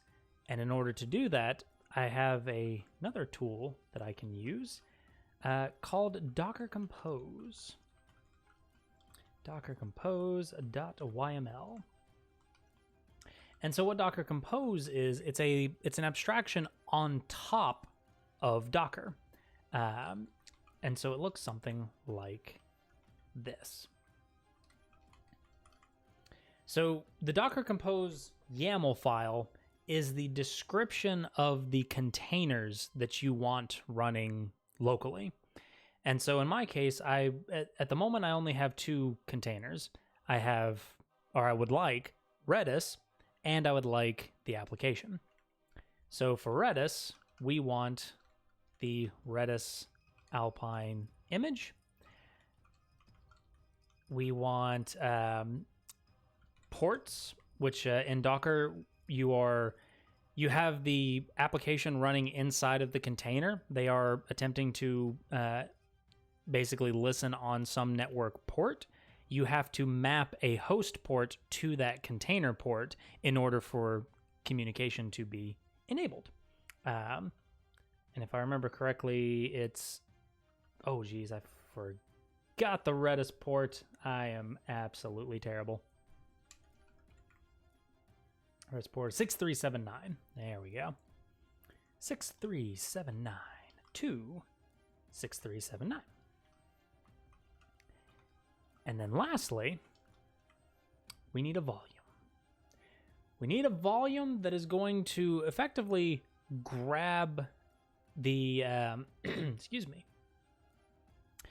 We need to grab the data folder, and we want to persist that locally.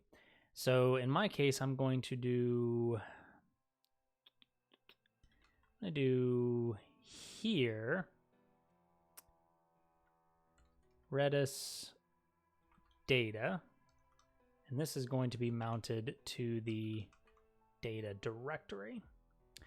And then just to ensure that I have that, I'm going to make dir Redis data.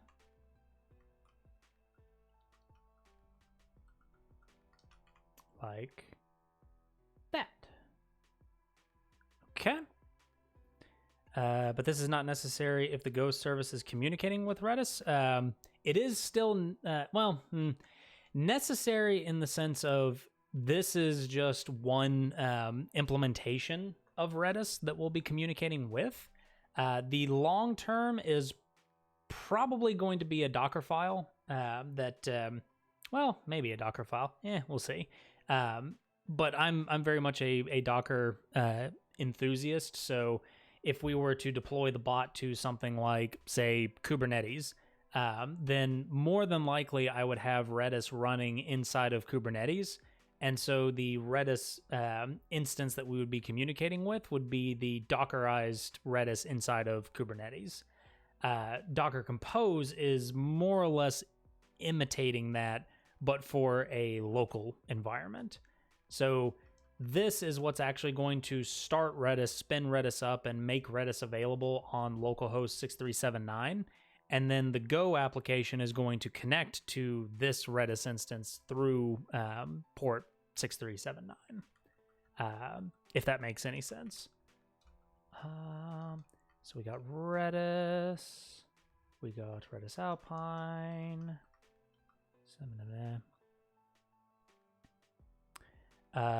you meant the exposed port, as in it's not necessary to expose the port. It would be necessary because the application, the Go application, and the Redis instance are going to be. My slow clap processor made it into this thing. Hey, let's see here. Halt and Catch. That is a fantastic name, by the way. Thank you so much for following. Welcome to the lab. Digital lab coats are available upon request. However, we cannot guarantee that the lab coats will actually fit. Also, they are digital, therefore their form is kind of ethereal. And sorry, I was talking over the bot. I actually didn't hear. Yes, so there would be another service here, bot probably, where we would build here. We would do some other stuff. This would probably have a ports exposed, so on and so forth. But we're not quite there yet. Hello. For the time being, that's probably going to be good enough. And so the way that we can do that then is we can do Docker Compose build Redis, which we don't actually have to do really any builds, except that Docker Compose is apparently kaboom. Hello. File not found. Oh, is Docker not running? Of course, Docker's not running. Let's get Docker running before we attempt to do some stuff with Docker. Oh, I am a whole minor version behind. I will come back to that. We'll get that running. And so the intention, effectively, is to run Docker Compose up Redis. That will start Redis in the... Actually, I need to add a -d. That will start a Redis instance in the background.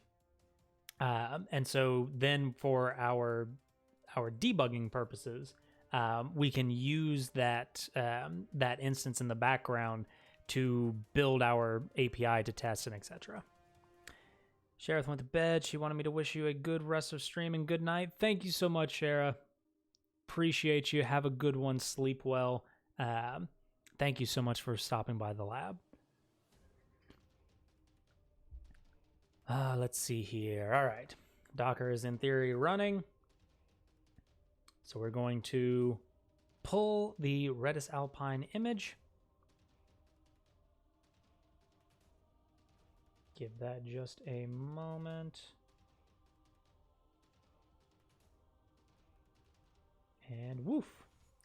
And so now, if we did a Docker Compose logs, we now have Redis up and running. In theory. So, which by the way, what I just ran was Docker Compose logs, but for both of these, I have an alias for DCU, which is Docker Compose up, and DCL, which is Docker Compose logs. You can tell how much I use Docker Compose. So, before we come back to the code, though, one other thing that we need is we need a Golang Redis client. I'm always a fan of going to the official site first and seeing what they have available. And the nice thing about Redis is that they have this kind of curated list of tools that they recommend. So let's see what they have. So there's Go Redis, Gore. This one has a star, which, by the way, the recommended clients for the language are marked with a star, and clients with some activity within the last 6 months are marked with the smiley face. So that's what that means.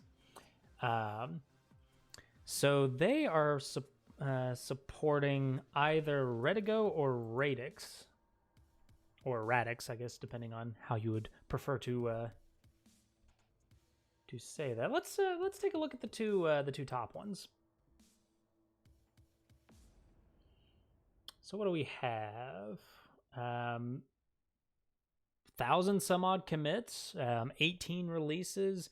You've got some work in the last couple of days, but that was to the changelog.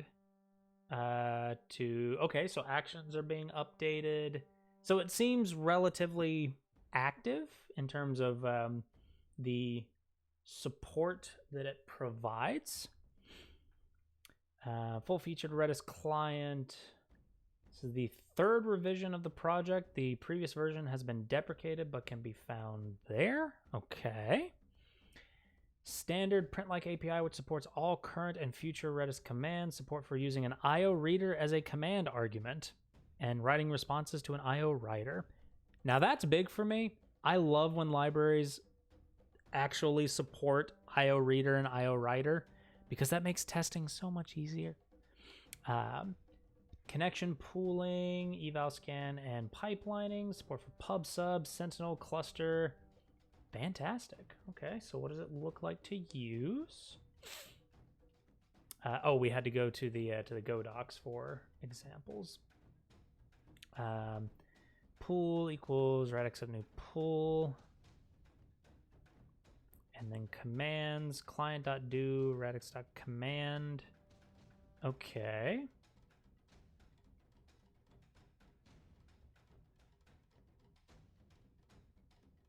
Okay. Command and flat command can unmarshal results into a struct, which is handy if we needed that kind of serialization and deserialization. Okay. CMD and flat CMD both implement the action interface. Other actions include pipeline with connection and eval script command. Oh, okay. This is looking pretty full featured, pretty nice. I mean, I'm not too crazy about this additional wrapping, but I'm fairly certain I know why they did that. Which is perfectly fine. Let's see here. Any Redis command can be performed using a CMD into the client.do. Each CMD should only be used once. The return from CMD can be captured into any appropriate Go primitive type, or a slice, map, or struct if the command returns an array. Okay. So what that effectively means is that we would probably be using these two the most, and the return type we would be looking for is an integer, since we would just be putting a key. Although, if I remember correctly, there's also an exists. Let's see here. Commands. Exists. Determine if a key exists. Easy peasy lemon squeezy.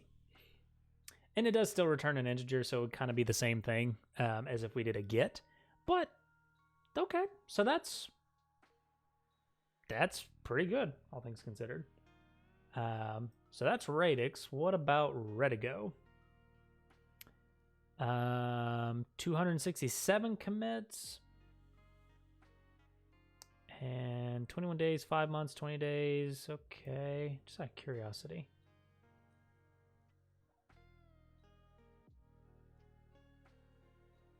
Okay. And what does a print-like API with support for all Redis commands, pipelining, publish up. Okay.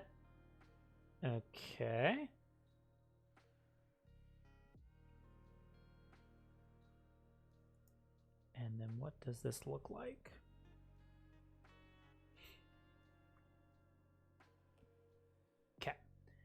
Cons and interface primary.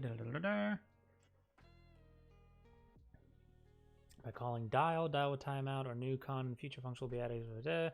Application must call the connection.close method when the application is done with the connection. Okay, so this is a little, so far at least, it's a little bit lower level. So you retrieve a connection, and then in that connection, you do the command directly, whatever that may be. So it doesn't have that same wrapper around it, but connection support one concurrent caller to the receive method and one concurrent caller to the send. No other concurrency is supported. For full concurrent access to Redis, use a thread-safe pull to get, use, and release a connection from within the Go routine. Okay, so it looks like there's a little bit of a miss, I suppose, in terms of feature functionality. That's technically okay. Actually, I did not check for concurrency here. Yeah, so we'll have to dig into that. Reply helpers. Does it implement read or write? Doesn't look like it, actually. Okay.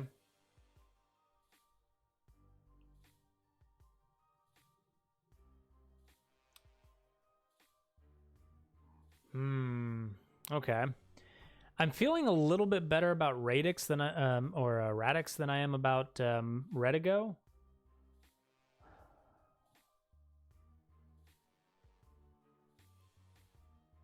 Yeah. I mean, for Redix, I'm not very fond of the idea of wrapping everything into a radix.command. But at the same time, I could abstract that. I could make that a little bit easier. And then the inclusion of pulling out the gate, it looks like it's already thread safe. So it will create, reuse, and recreate connections as needed. I'd be curious to know. We might need some transactions, maybe. But yeah, we might have to come back to that. Auth and other settings, custom implementations, errors.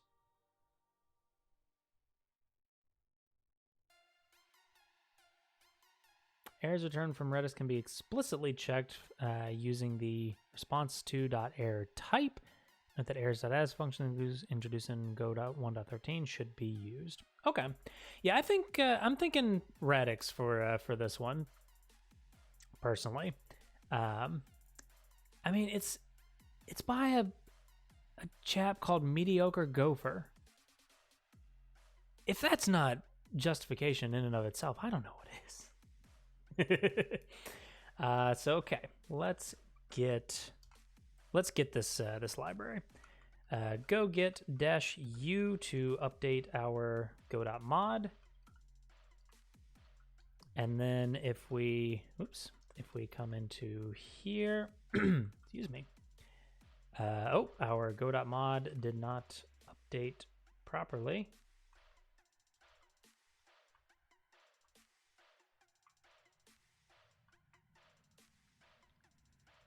Huh? Oh, did I do a dumb? I did a dumb. I did a very big dumb. Cat go.mod, just to make sure. There we go. So now we have, excuse me. So now we have Radix direct. Why is that an indirect?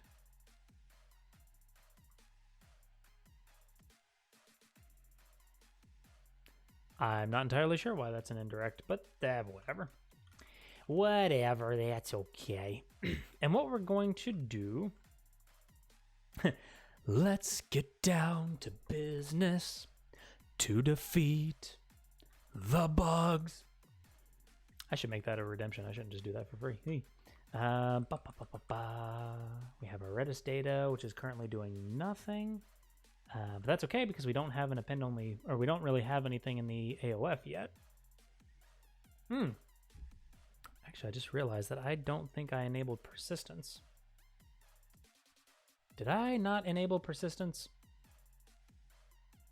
Did I not enable persistence, chat? I think I didn't enable persistence. Yep, I didn't enable persistence.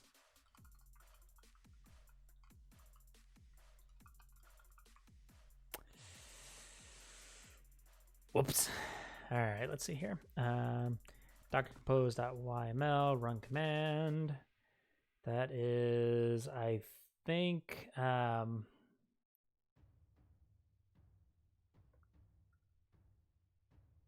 just command. Yeah, I think it's just command.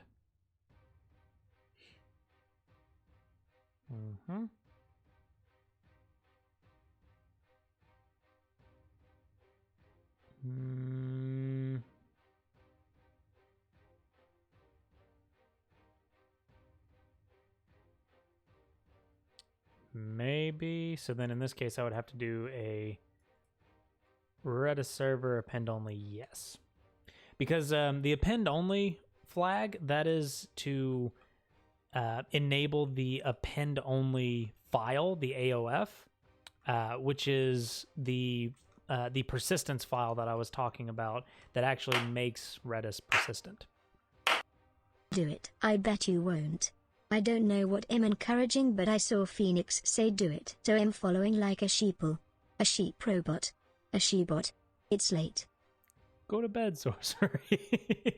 And thank you so much for the bit. Do it. Do it now.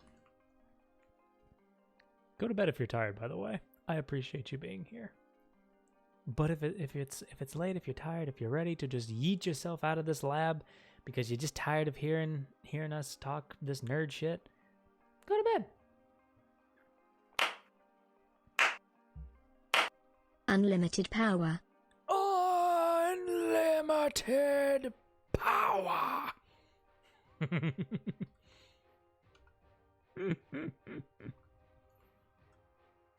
I know I have problems, but that's okay. Version configuration loaded, running mode TCP standalone, TCP server initialized, ready to accept connections. Cool. ls redis data, and there it is. Append-only.aof and dump.rdb. My vision is blurry, but I'm working on an E mode. Fantastic. Just don't fall asleep at the iPad. Just saying. Alrighty. So what we need now is our Redis ledger. So we're just going to create a bot Redis ledger, or to follow the convention, ledger redis.go. We're going to go ahead and quickly restart COC since COC does not like me creating new files on the fly. Cannot imagine why. And type Redis ledger struct. We will create that here in a bit. Func new Redis ledger returns a Redis ledger, and we're going to return Redis ledger. And then on top of that, we also need these, which I'm going to be lazy and copy pasta from here. We want to change this to Redis ledger.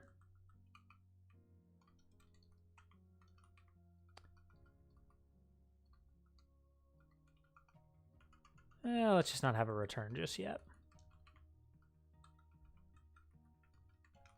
All right. So now let's pull up the docs here. So number one, we do need our new pool.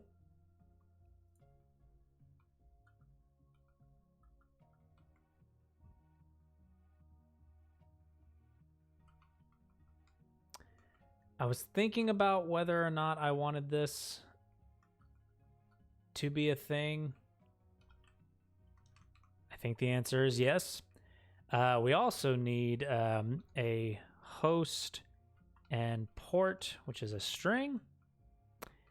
And I think this is going to return either a Redis ledger or an error, considering that we can fail the connection. Want to change this to fmt.sprintf. %s colon %s host port. 10 connections is probably overkill, but that's okay. We want to say log.printf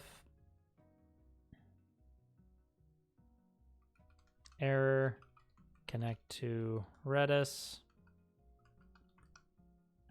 Percent W. I think it was %s, and then error.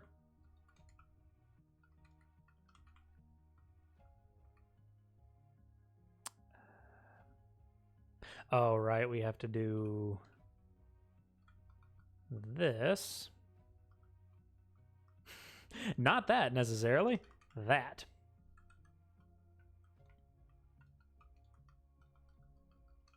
So we have our pool. This is returning a pool. So we're just gonna save this as radix.pool, not Redis, radix.pool. We're effectively doing the same thing that we did with the IRC client, where in this case, our struct is basically acting as a wrapper around this this connection. And so what we're doing here as part of the initialization is we're instantiating that pool, and then we're assigning that pool to our wrapper so that we can use that wrapper later. Looks something like that. And so now our execution of the absent and the add functions are really just executions of Redis commands against that pool, which looks like this. We have our we have a client. Hang on, I'm not entirely sure where the client comes from. L.pool.do.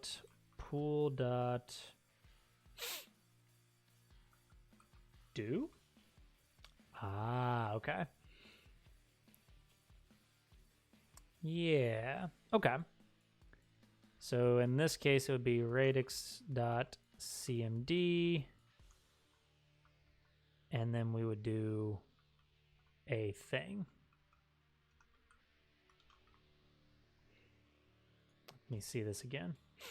Client.do, radix.cmd, nil, command, key, value. Okay. So this would be nil. The command here would be exists, and the key would be key. Not radix, radix. There we go. And so now this would return us a value, if I remember correctly. So we may have to test this a little bit. But if I remember correctly, the exists key will return us back an integer. So then we can validate that, so we can validate whether or not it exists or not by doing something like this. Var res is an integer, and then we can change this to, does it have to be a pointer to res? Looks like it has to be a pointer to res. Return. Really, it should just be return res greater than 0. Something like that.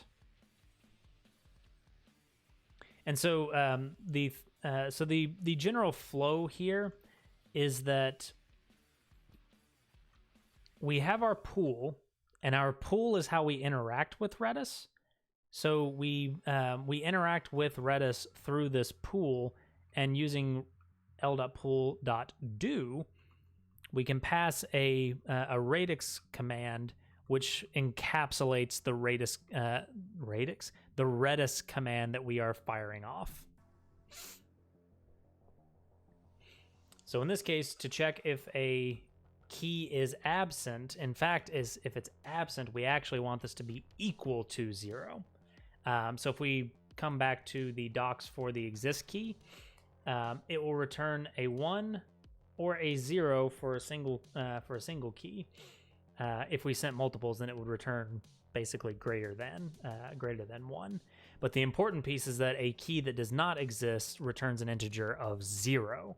So that's our kind of hint that, hey, as long as this integer that is returned by the exist command is 0, then that key is considered absent from the ledger.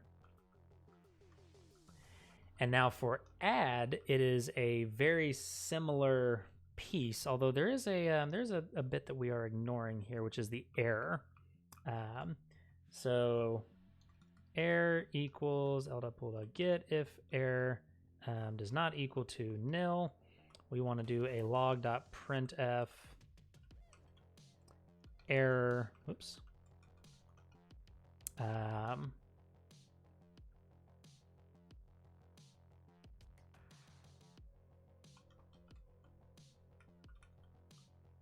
Error call exists.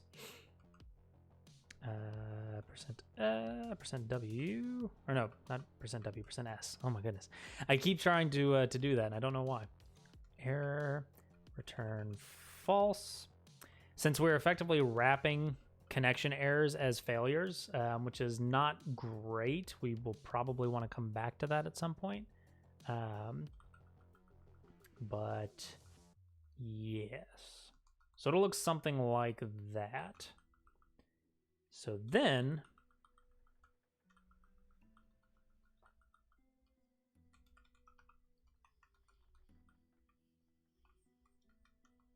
we can do the same thing, but here we're doing a set of key to a value of 1.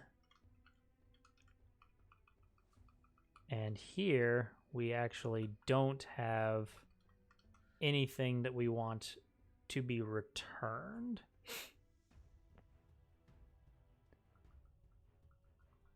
Something like that. So for the add function, what we're effectively doing is we are setting values into Redis as a key value pair. So the key is our username, and a value is just some arbitrary value, which in our case is 1. And so we use that value and we check for that value to see if we have greeted this user before. And if we have, then we use that as basically an early exit.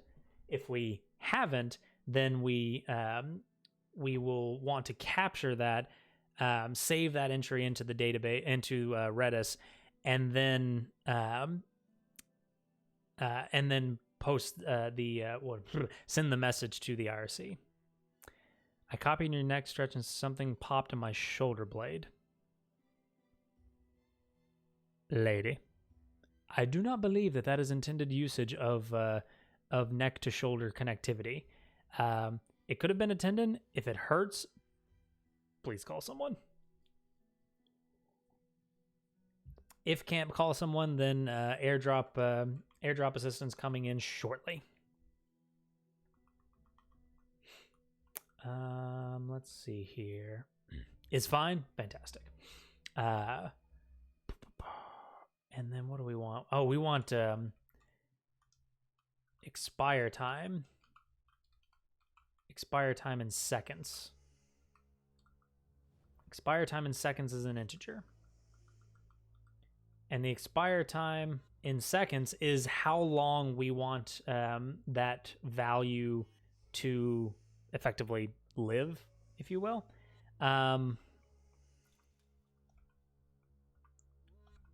I'm thinking something like 12 hours is probably fine. The math here, by the way, is 60 seconds. 60 seconds in a minute. Whoops. 60 seconds in a minute, 60 minutes in an hour, 12 hours is what I'm aiming for, and so that will give me the total number of seconds in 12 hours. And we need that value because we need to set the EX value. And was there a string of L dot expire time in seconds? Look like that, I think. No.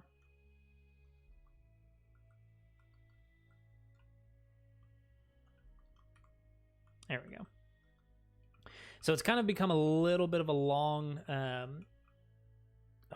little bit of a long command. I don't remember if this is considered. Yeah, it's not. So let's go back to standard. There we go.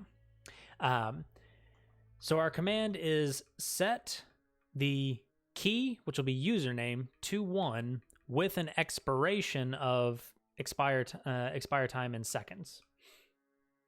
And these all have to be strings, which is why I'm casting it to a string. And we could actually save us some time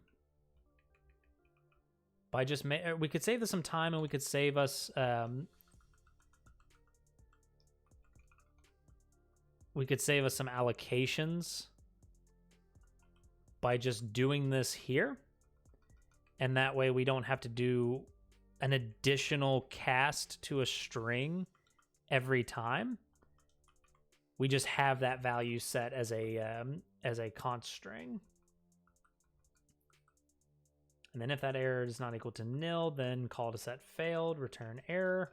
Otherwise, value is set, return nil. Would like to get a quick pulse from everybody. How are we feeling? How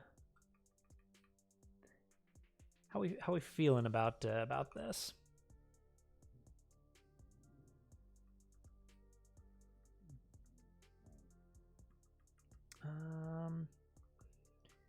And I can't remember. I thought they said that Pool implemented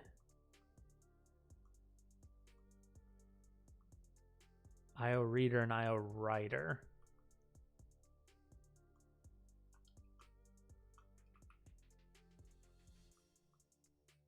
I thought they implemented IO Reader and IO Writer. Am I wrong? Encode, decode, do, close. It definitely implements closer.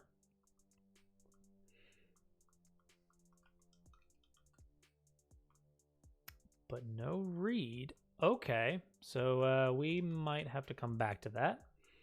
But pool is a radix pull. Expiring times is a string. That gets we get a connection whenever we establish a new Redis ledger. We set that to a default of 12 hours.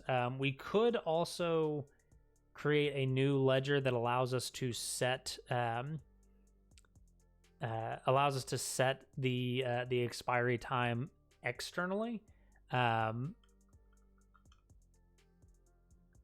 I might actually do that. Actually, new mode is uploaded. Let's see how long it takes to get approved again. Hopefully next week we can use it. Post in Discord for thine eyes later.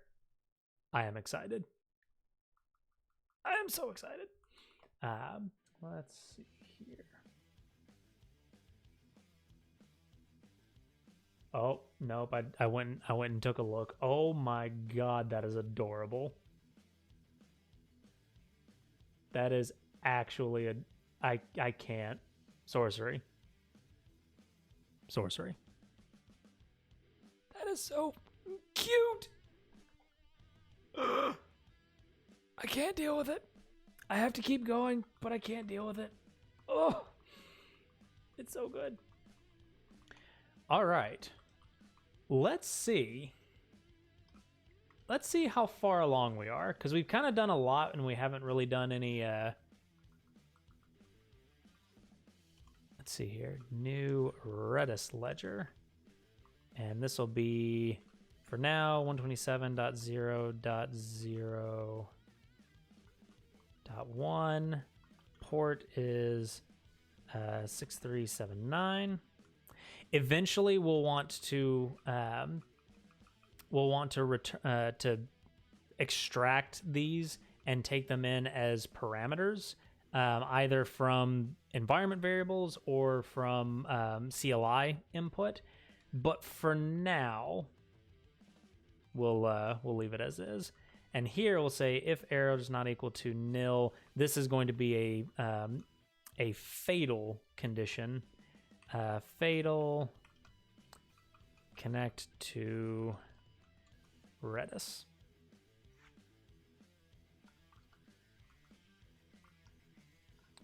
%s, and then this will be error. And log.fatal will effectively yeet us out of... oh yeah, and I actually don't want to have that log there. I want that to be handled externally. Excuse me.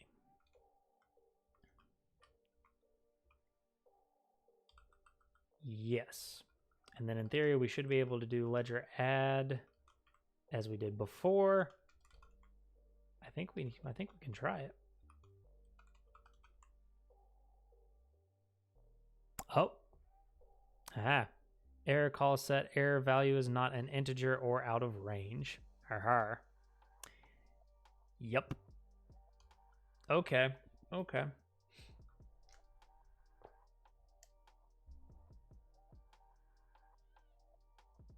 So for the radix command, does it accept?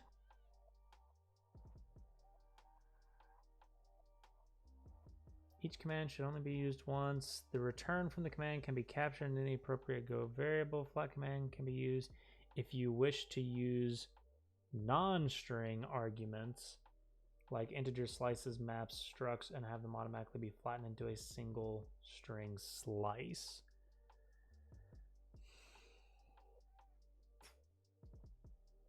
But then,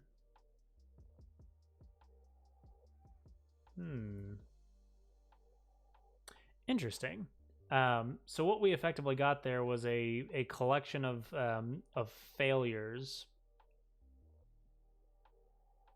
because of our call to set. So if we come back to the Redis ledger, down here where we are doing a set,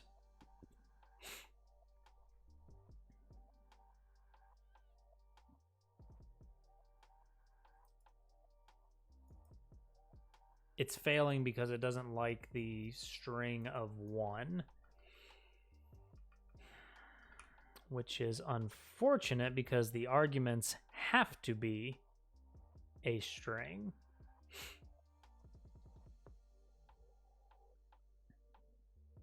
If the receiver value of CMD is a primitive,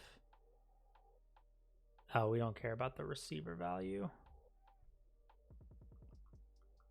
And then there's flat CMD. Flat CMD is like CMD, but the arguments can be of almost any type, and flat CMD will automatically flatten them. Okay. So maybe we need flat CMD for this one. So if we do flat CMD, change like that maybe? Let's find out. Nope, I still see errors. Okay.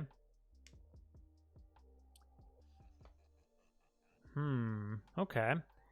Error call set error value is not an integer or is out of range. Now that could also be the return value.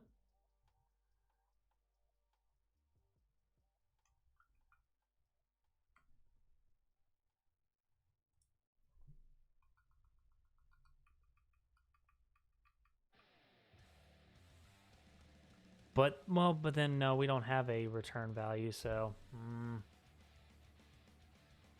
okay, let me see the Redis command again. And I want set.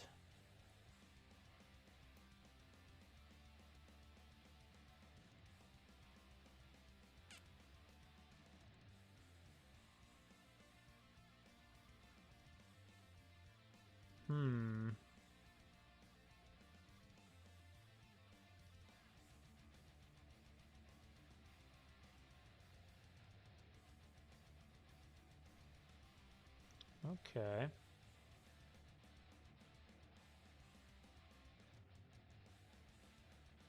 So that's not quite right.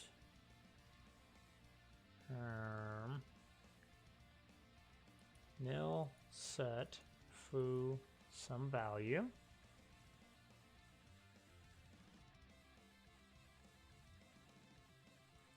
And then this is doing what I thought it was doing.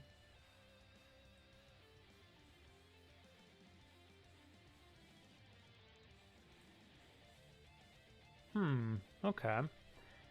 So I'm trying to see where that error would be coming from.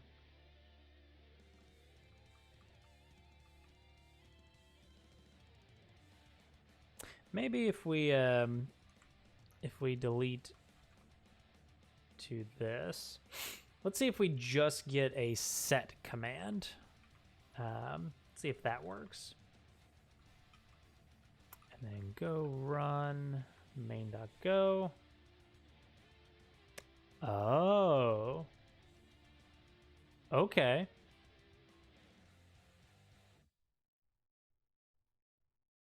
Apparently, I have to add an additional one for medgelabs at .tmi.twitch.tv. I don't even know where that name is coming from, but sure. Can I get a quick double chat from somebody in the chat? Okay.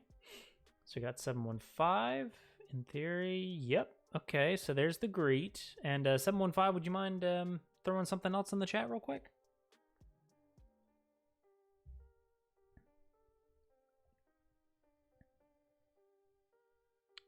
Okay.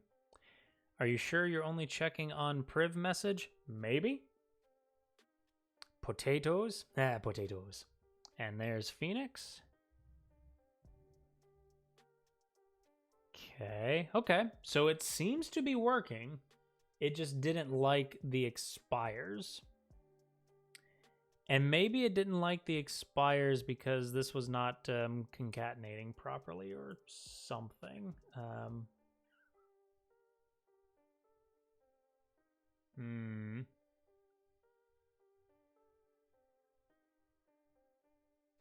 Okay.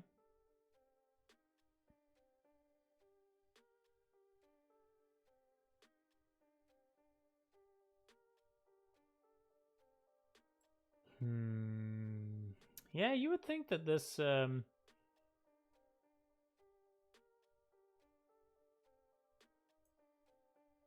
set foobar, get foobar. But it doesn't actually show an example of doing an additional, like it doesn't show using the additional options like EX.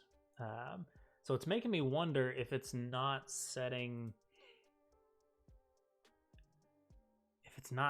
those that command properly.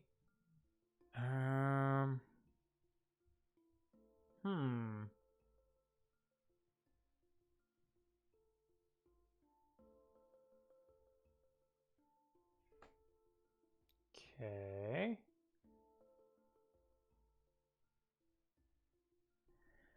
All right, so just to kind of catch everybody up, so we do have, at least, we do have connectivity to Redis, and we can set those values, and it looks like the absentee check is also working. So values inside of Redis appear to be working. So now what we need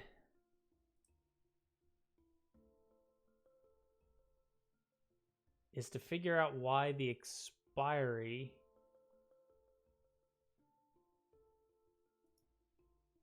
wasn't working. I mean, we could just set a separate expire command.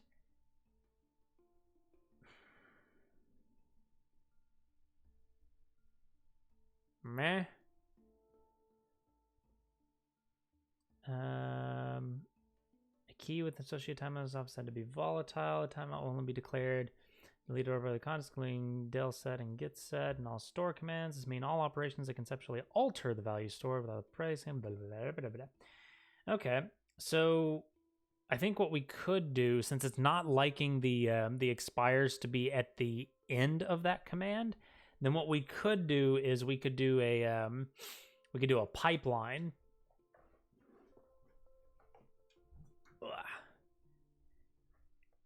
And then we could just set the expires as part of the pipeline. So looks like that looks something like this. P equals radix dot pipeline. And then for here, we want to delete that out of there.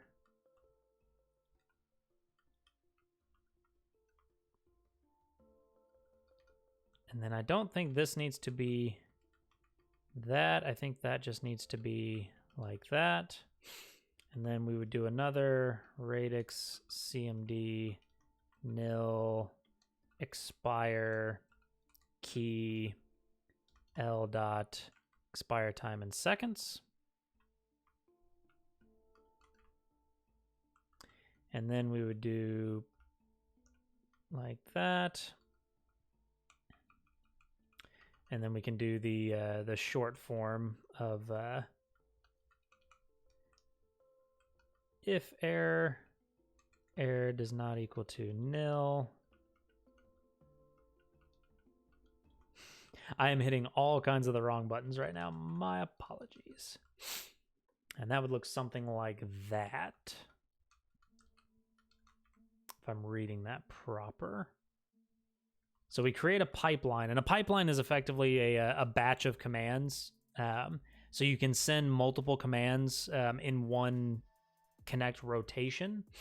And it's a little bit more efficient than grab a connection from the pool, execute a command, finish. Oh, hey, by the way, grab another connection from the pool, execute a command, finish. This is, oh, hey, grab a connection, send all the commands that I want to execute in order that I want them to execute, and then fire all of those all in one network hop. So let's see, source our thing, go run main.go. Nope, okay. Failed to decode pipeline action. Expire with keys, MedLab, error value is not an integer or out of range.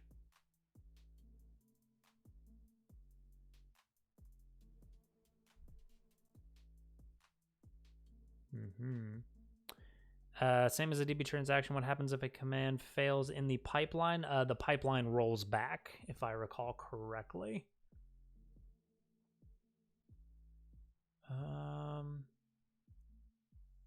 Oh, okay. Value is not an integer or out of range. So this is the same error from before.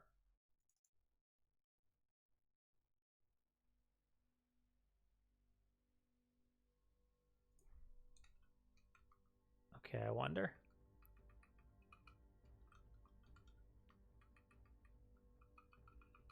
And also, I'm going to change both of these to flat CMD because reasons. And this, we want the, okay, well, if this can be an integer, then let it be an integer. And I think maybe the problem is that I was not actually converting that to the literal string. I was probably converting that to an ASCII character. Okay, let's see.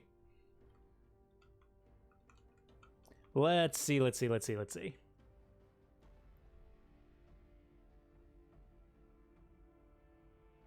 So I think the problem there was that it was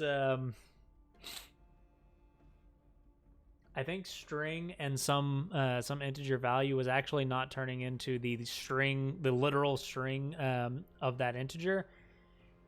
I'm fairly confident that that was turning it into some random Unicode ASCII character, in which case that's why the command was failing. Which, oh boy. Which also technically means, in theory, that we would be able to revert back from the pipeline version instead to the just plain old set. Oh, good. My slow clap processor made it into this thing.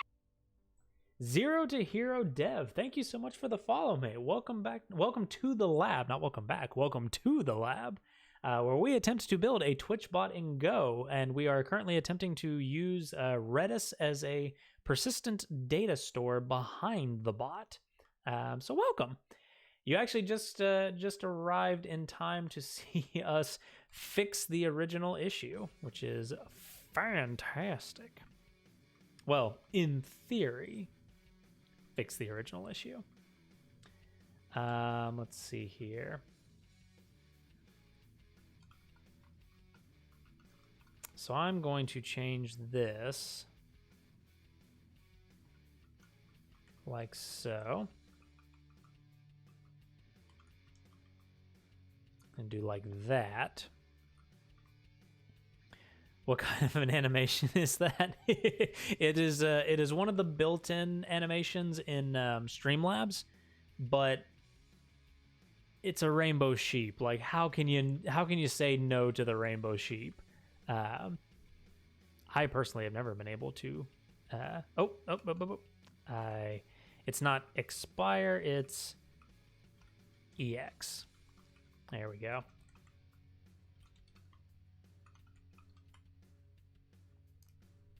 All right. Could I please get a couple of messages in the chat, please and thank you? As I sit here and take a drink of water. Let's see here. Are you using a Go Twitch SDK or something? We are not. We are actually writing. You could think of it as writing a Twitch SDK, kind of. We're just interacting with the IRC directly, sending IRC commands directly, and we're just connecting to a raw WebSocket, which I will show that code here in just a moment. I just thought to do a little rainbow artifact. Thank you, Mitch. You're welcome, Phoenix. All right, so we appear to be, getting messages, and in theory, so I've closed the bot, and now I'm gonna run the bot again. Shito or Phoenix or anybody that just chatted a moment ago, would you mind sending another message? Doing it the hard way? Exactly. So for everybody, while we're kind of waiting for this to run, for everybody that is new to the lab, welcome. Thank you so much for stopping by. This is a live coding stream that is meant to show as close as humanly possible the real world development. So I am coming into this. Go is one of my favorite languages, but it is not a language I get to use in my day job. Unfortunately, my day job is in Java. So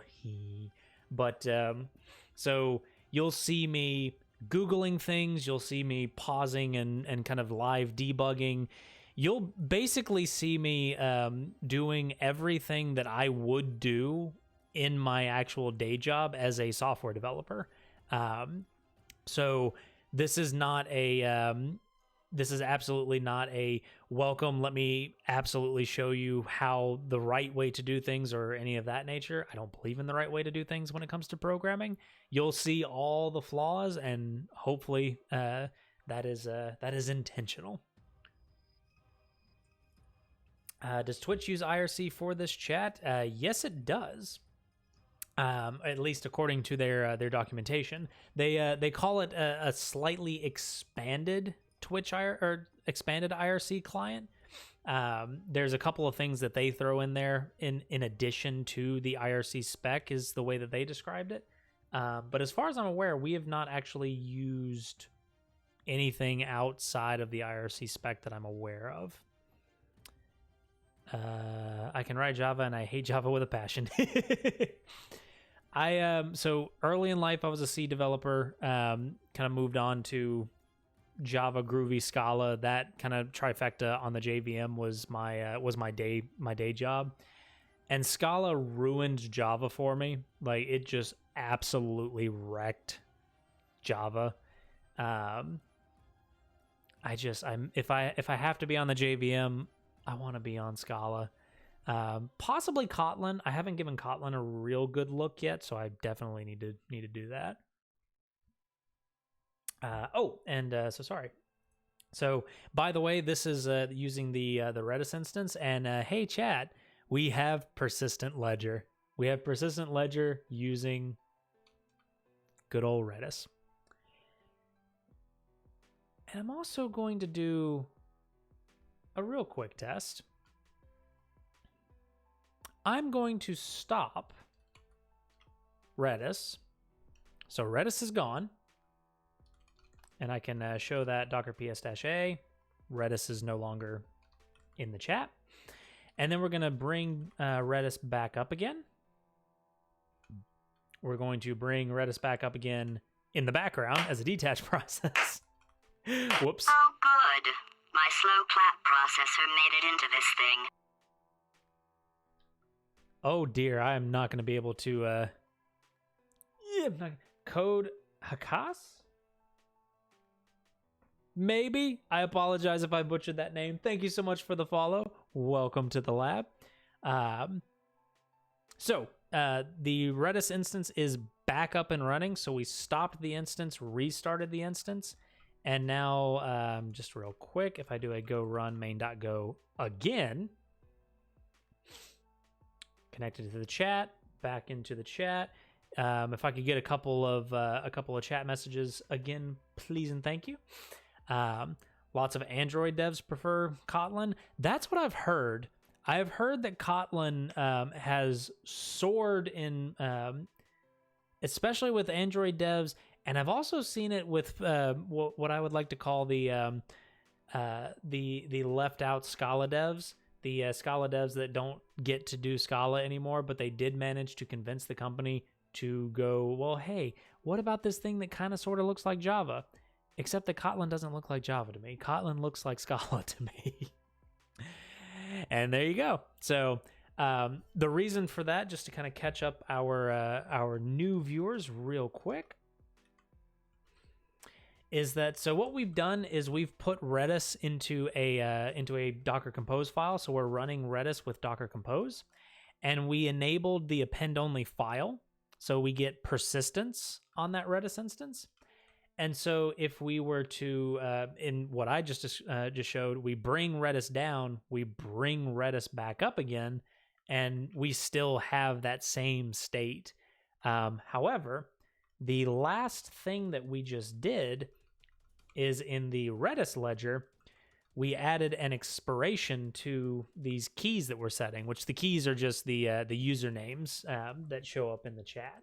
And so after around about 12 hours or so, those keys are set to expire. And that way, the next time we come around to, the next time that this comes around, we start a new stream or etc., that Redis instance should, in theory, clear itself out.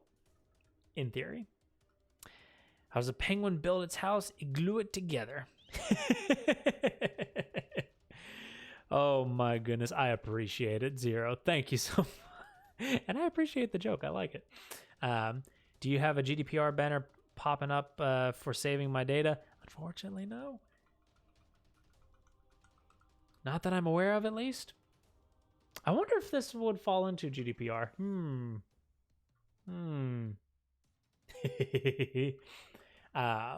All right. So last thing for our new viewers. So what we were working on last time and this time is the auto greeter. So the auto greeter is the hello, the welcomes that you saw in the chat. And all this is a we've created a bot abstraction. The bot is basically just an abstraction over the IRC client. And what the bot does is it reads messages, single thread. It reads messages off of the IRC connection, and then it broadcasts those messages out to handlers. Very similar to the idea of a HTTP handler in Go. What we're doing is we are registering these functions that operate on IRC messages, and then we do whatever it is that we're going to do with that message. But that message is it's a copy. It's a single read from the connection, and then it's broadcasted out to all these handlers. These handlers may send messages in response to a message. So in the case of the greeter, if it receives a private message and it's never seen that user before, then it'll send out a welcome. Same thing for the command handler. If it receives a command that it's looking for, or that it's meant to look for, then it will send a message to that client. And I'm also realizing that we do need to change this, because this is actually going directly to the client. We need this to be send message.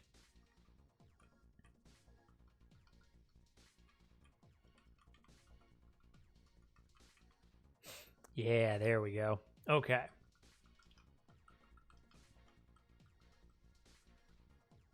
That was potentially a bug waiting to happen. So when we ended the stream last time, we had an issue where we were getting panics because we were concurrently writing to the IRC stream, and yeah, we introduced a new abstraction to that in the bot called send message, which the send message really just defers to bot.client.priv message, and that does a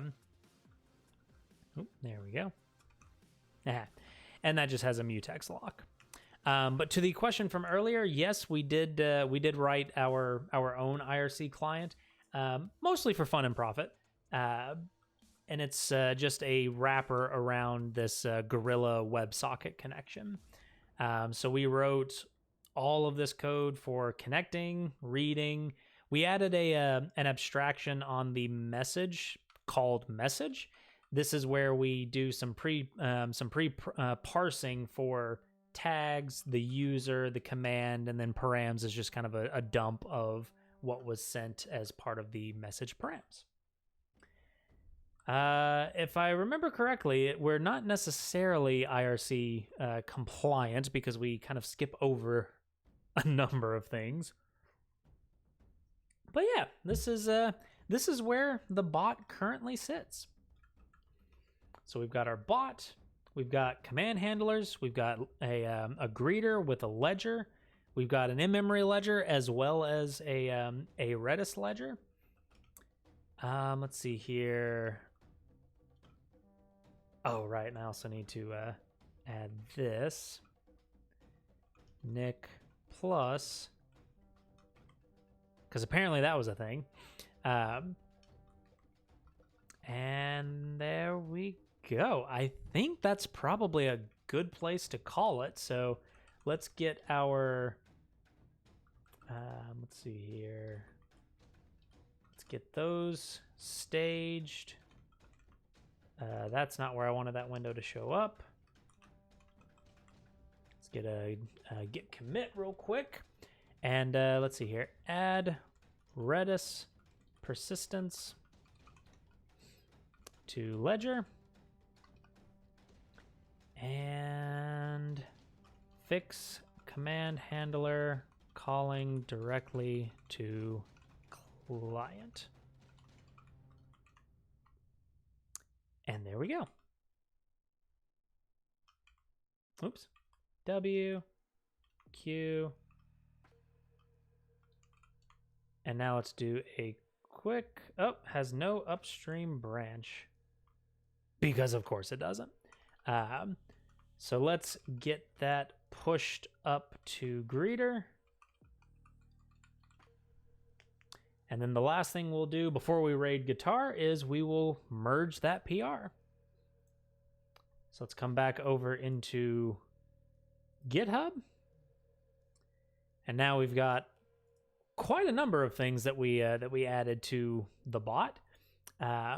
Let's double check this real quick. So we've got our new channel. We've got, we don't have the capability requests added for tags, but we'll add that a little bit later when we know we need it. Clean up this test that no longer actually does what it's supposed to do. Change that to send message, add the greeter, add an in-memory ledger, and add a Redis ledger. And then, of course, we have our Docker Compose and we have our Go mod. Nice. All right. Ready for review. And unfortunately, because we don't have a team of people working on this, I am going to merge my own PR. I know. I'm a terrible person. But squash and merge. Add all those things. We want to...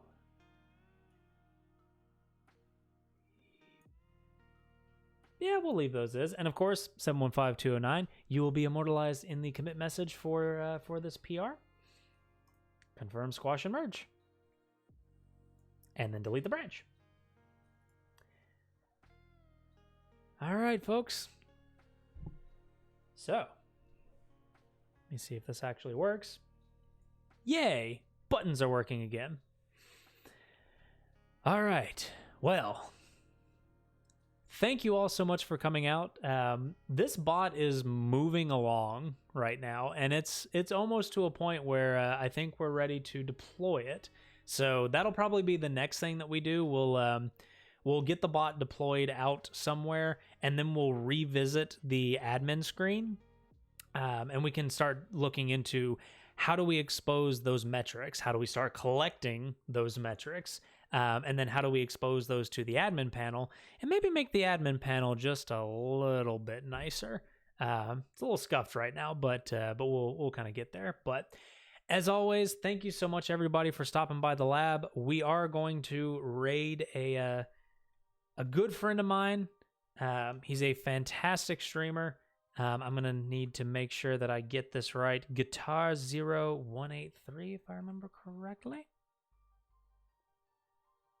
Double check to make sure that that worked proper. Does appear to be. All right, folks. Well, thank you so much. We'll see you next time. Have a good one wherever you may be. Have a good morning, afternoon, or evening. Next stream on Tuesday. That is correct. We will be back on Tuesday, same time. I start streaming at 4:30 p.m. Eastern, and we do have a Discord if you would like to join. Not very active on the Discord. It's mostly for questions and Q&A, notices for the stream, etc., etc. So, thank you all so much for coming. Let's raid guitar. Have a good one, everyone.